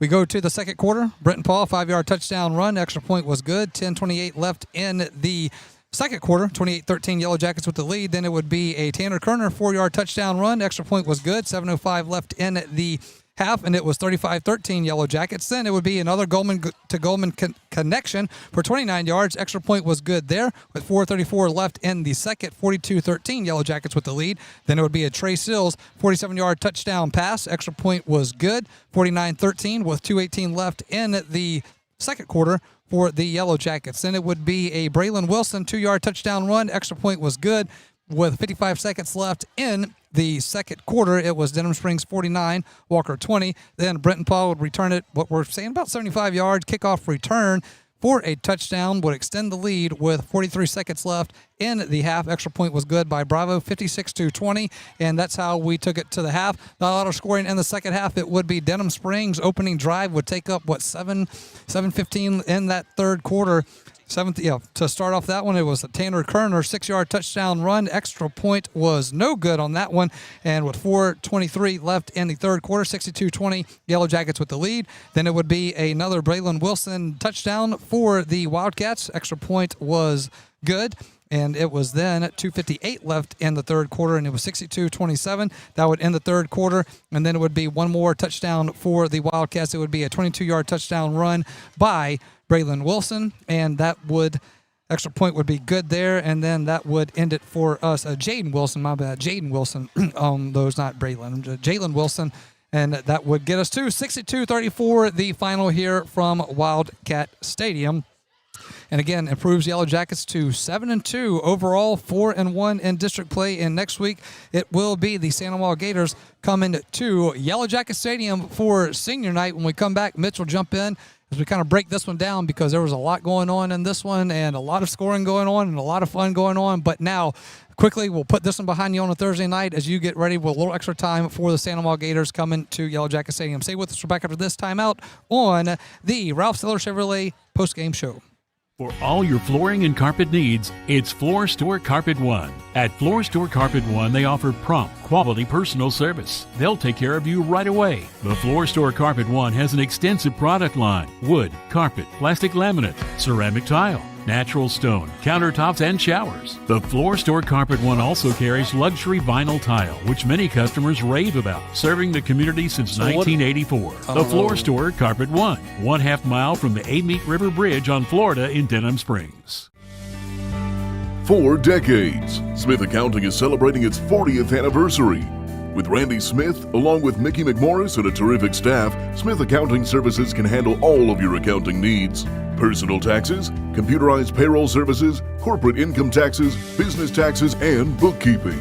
Smith Accounting Services, 227 East Railroad, Denham Springs. Celebrating 40 years of service, count on it at Smith Accounting Services.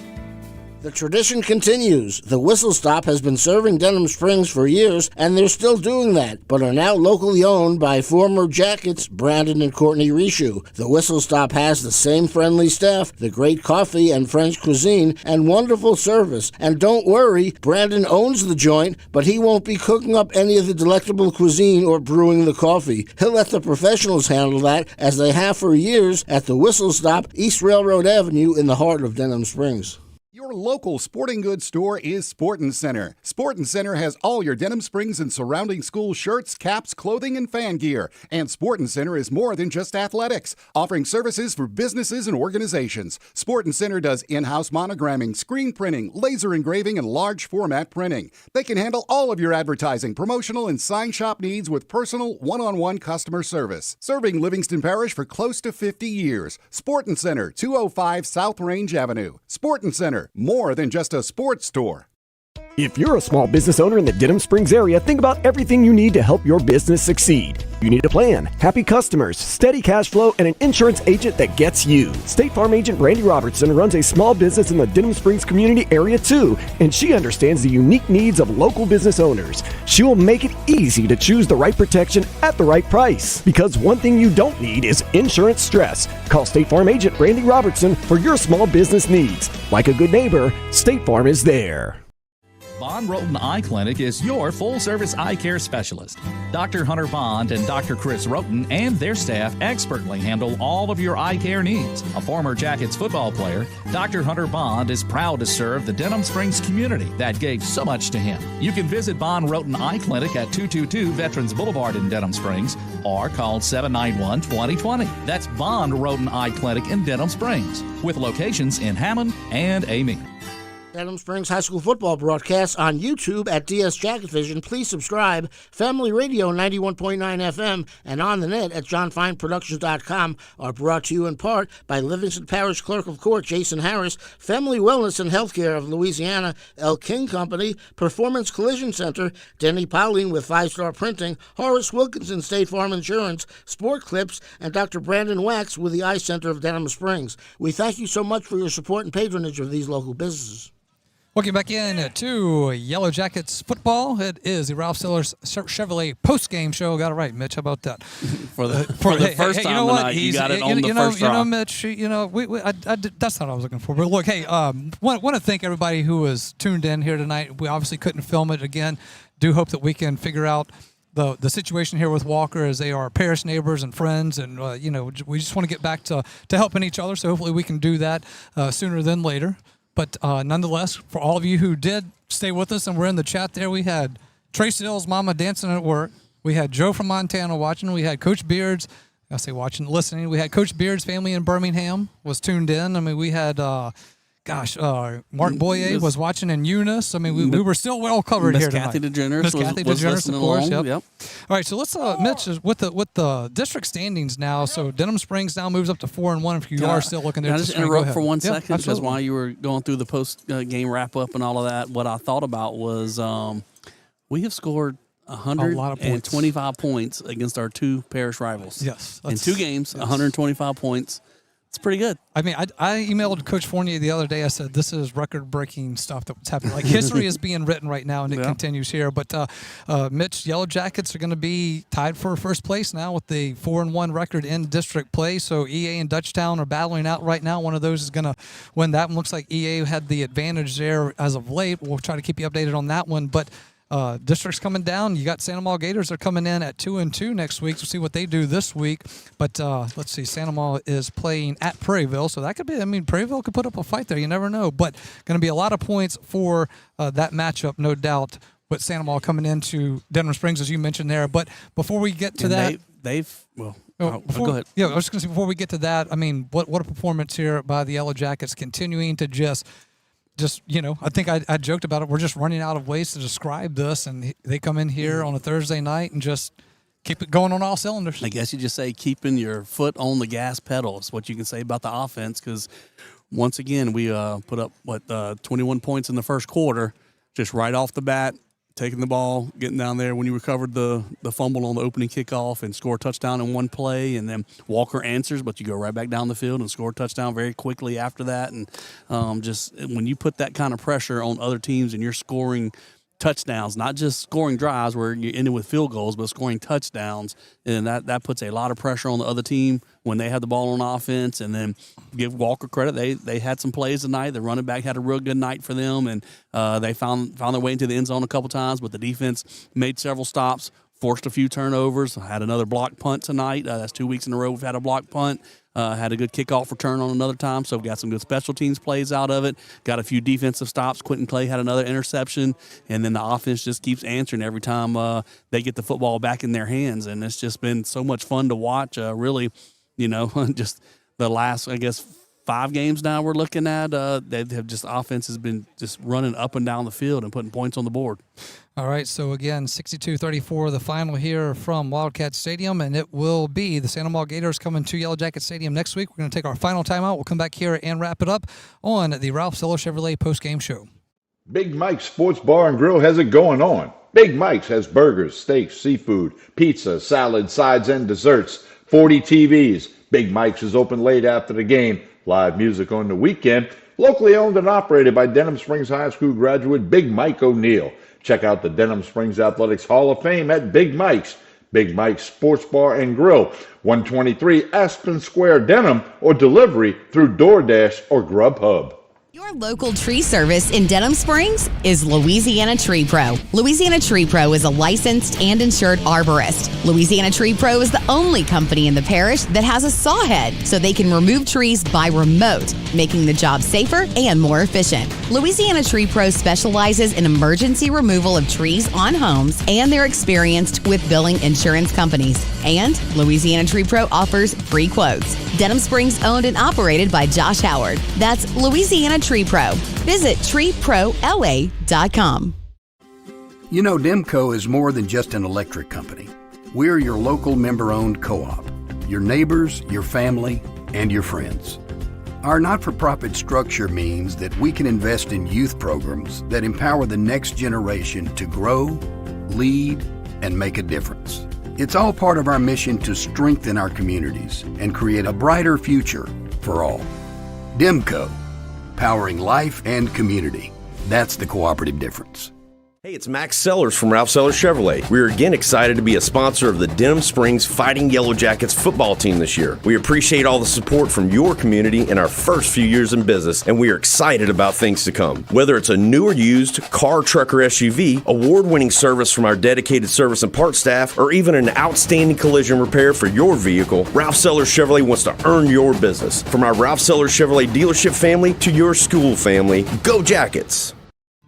Bank Plus, together with Zelle, makes it easy to send money straight from your smartphone to friends, family, the yard guy, babysitters, or millions of others with access to Zelle. So yeah, pretty much anyone. And of course, they can all send you money too. Settle that dinner tab with Zelle. It's free, fast, and secure. And right in the Bank Plus mobile app. Your bank, your plus. Learn more at bankplus.net. Member FDIC. Zelle is available to United States bank account holders only. Terms and conditions apply.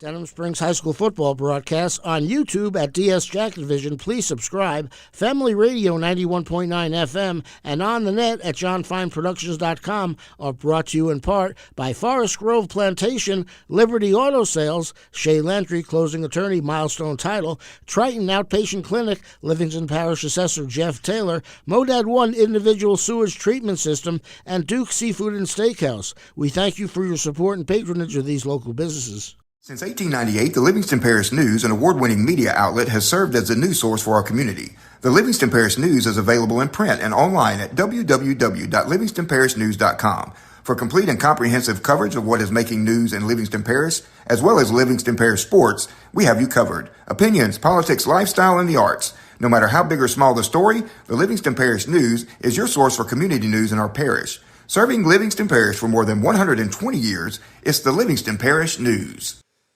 Welcome back to the Ralph Sellers Chevrolet postgame show. 62-34, Yellow Jackets with the win here over the Walker Wildcats. Week 9 is now in the books for Denham Springs. It is 7-2 and 4-1 in district play. And Mitch, Santa Maria Gators come in to the Yellow Jacket Stadium next week. It'll be senior night, 42 seniors to be honored there at Yellow Jacket Stadium for their last one. And, 42, yeah, sorry about that. I didn't need to turn that on. 42, yeah. So we'll check on that. But start that at about 6:05. Well, I was gonna say that you better get there early and grab your seat because there's going to be a full house there. But you had mentioned it earlier that Santa Maria coming in. Cooper Babin has got that. Seth Babin, his dad, OC. Cooper Babin, his senior year as a quarterback. It's his last regular season game. He's want to go on the road and do something here. And next week could be one of those boat races.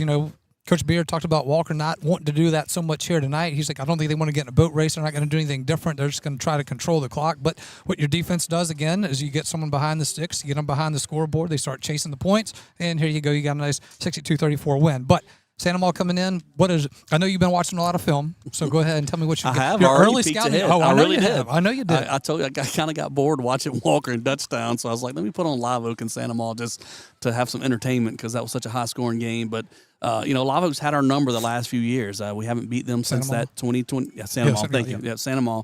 Haven't beat them since that 2022 team, which did win a district championship and then went on to the quarterfinals. So playing them again with a chance to win a district championship, maybe that plays out well because if we beat them, we'll be district champs. But the last few years, they've kind of had our number, so we want to try and get back on top of that. And they've got a tough offense to handle. A lot of action with it as far as it's. that they got a lot of receivers out there, but then they run the option off of it, and you got to have a lot of people in some spots, and they put you in a bind. And so it's going to be hard work for the defense this week. They got to kind of get out there and figure out how they're going to try and approach it, and the players at practice got to learn the scheme and learn what their responsibilities are and stick with it. You're going into Week 10, obviously, end of the regular season. You're at number 8 now power ratings right now. Coach Beard said 5, 6, 7, 8. Probably actually he said 6, 7, 8 is probably what they're looking at. They're really eyeballing that 6 spot if they can take care of business next week. If they lose that one to Santa Maria, which we hope does not happen in any way. But where they fall or how far they would fall there will be interesting to see. But nonetheless, the Yellow Jackets are primed here that they can just keep this going, that they would be hosting first and second round playoff games at Denham Springs. I tell you what, I think we go ahead and say we locked up at least a first round home game tonight. I think so. Oh yeah. So even if we lose next week or whatever, I think we were going to have to have lost 2 in a row to maybe fall out of the top 16 if that would happen, but we didn't. We took care of business tonight, so we can say we locked up a first-round home game with the win tonight, and then next week playing for what would lock up hopefully 2 home games. If you can win that first-round game, then you would play at home again that second week, being with the better seed like that, and so that's when it really gets fun. You start, advancing in the playoffs after round 1 and round 2 and round 3, and each round that you move forward, there's, people around town that love to go watch high school football, and there's less games available. A lot of teams are knocked out before when the playoffs start. There's teams that don't make it. Then after the first round, a lot of teams are eliminated, and people look around town like, where are we going to watch games? And you get bigger crowds, you get more eyes and more excitement, and that's just where a lot of the fun starts. And winning next week would win you a district championship, but also put you in a spot to where you could host possibly the first 2 weekends, and that's really what you would love to see. Final question before I let you out of here. At this point, it is going to be Week 10. In practice, what are you doing? You're not going full force, I wouldn't imagine. You're probably throwing in a new wrinkle here or two, probably more walkthroughs than you are putting on pads, maybe just the shells, as they call it. I mean, you're pretty light at this point because this late in the season, you don't want to take any risk. I mean, Christian Ferguson gets rolled up at practice. Right. That's a heartbreaker there. And, could he be back for the playoffs if they make a deep run? Possibly. But, just tough how you have to manage that stuff, and a freak accident like that happens in practice. But right now, I would imagine the Yellow Jackets are going pretty light. Yeah, but, like I said, with Santa Maria's offense, there's going to be a lot of things the defense have to prepare for next week, and they're going to have to really be on top of things. And offensively, you just got to stay sharp, though. You got to make sure your quarterbacks and receivers are throwing with good pace. Keeping like the they time, want to, right? You want to have that good time. You want to be running full speed pass routes out there, so that their quarterback knows where his receiver is going to be when he releases the ball, and where to find them. And so, but like you said, I don't expect a full 1-versus-1 scrimmage next week, bringing people to the ground and all that. And I know they do a lot of when they do get 1s against 1, so you try to give each other a good look at it, but there's not full speed hitting on ball carriers and bringing people to the ground. It's just about getting your first steps, getting good contact. The lineman got to feel some of that too. You got to feel a good, strong defender out in front of you and making your combo blocks and all of that. So they'll get that going. But, like I said, I know there'll be a lot of excitement. 42 seniors, you said, huh? So a lot of seniors are going to be playing their last regular season home game next week, and they'll be honored out there before the game. And so there'll be family members that don't make other games in the year that are going to be out there for this game. And so a lot of that to go into it, and then you want to get out there as the game starts and then put all that behind you and play full speed. And for those family members who can't make it, who may have a senior on the team, make sure that you do watch it at YouTube next week. That'll be at DS Jacket Vision. We will be back to full force next week from Yellow Jacket Stadium, the sweet confines that we love there at Denham Springs. So, Mitch, heck of a job again tonight, man. Thanks for all you do. Darren, thanks as well. Going to go ahead and sign it out here for us from Wildcat Stadium. That'll do it for the Ralph Seller Chevrolet postgame show, brought to you by Ralph Seller Chevrolet, just over the Amite River in Baton Rouge. It is Ralph Seller Chevrolet, located at 15015 Florida Boulevard, and is open for your automotive needs, ready to serve you at a Chevrolet location familiar to you for over 40 years. Parts manager at Ralph Seller Chevrolet is Jim McChristian, a proud supporter of the Denham Springs Yellow Jackets. Come visit Ralph Sellers Chevrolet. 62-34, the final here from Wildcat Stadium. Yellow Jackets Jackets next week against the Santa Maria Gators, Week 10 from Yellow Jacket Stadium on senior night. Join us at 6 o'clock for the Sports Center Yellow Jackets warm-up on YouTube at DS Jacket Vision, on Family Radio 91.9 FM, or on the web at johnfineproductions.com. Hope you will join us next week. For Lamine Figueroa back in the studio, for Darren Ferrente, for Mitch Covington, for John Fine, for Chris Ledoux, I'm Josh Ward saying good night, everybody. You've been listening to Denham Springs High School football on Family Radio 91.9 FM Baton Rouge, on the net at johnfineproductions.com, and on YouTube. Please subscribe at DS Jacket Vision. Josh Ward on play-by-play, with Mitch Covington on color commentary. Producer Darren Ferrante. DS Jacket Vision camera operator Chris Ledoux. And station engineer Lamine Figueroa. Denham Springs High School football broadcasts are a John Fine production.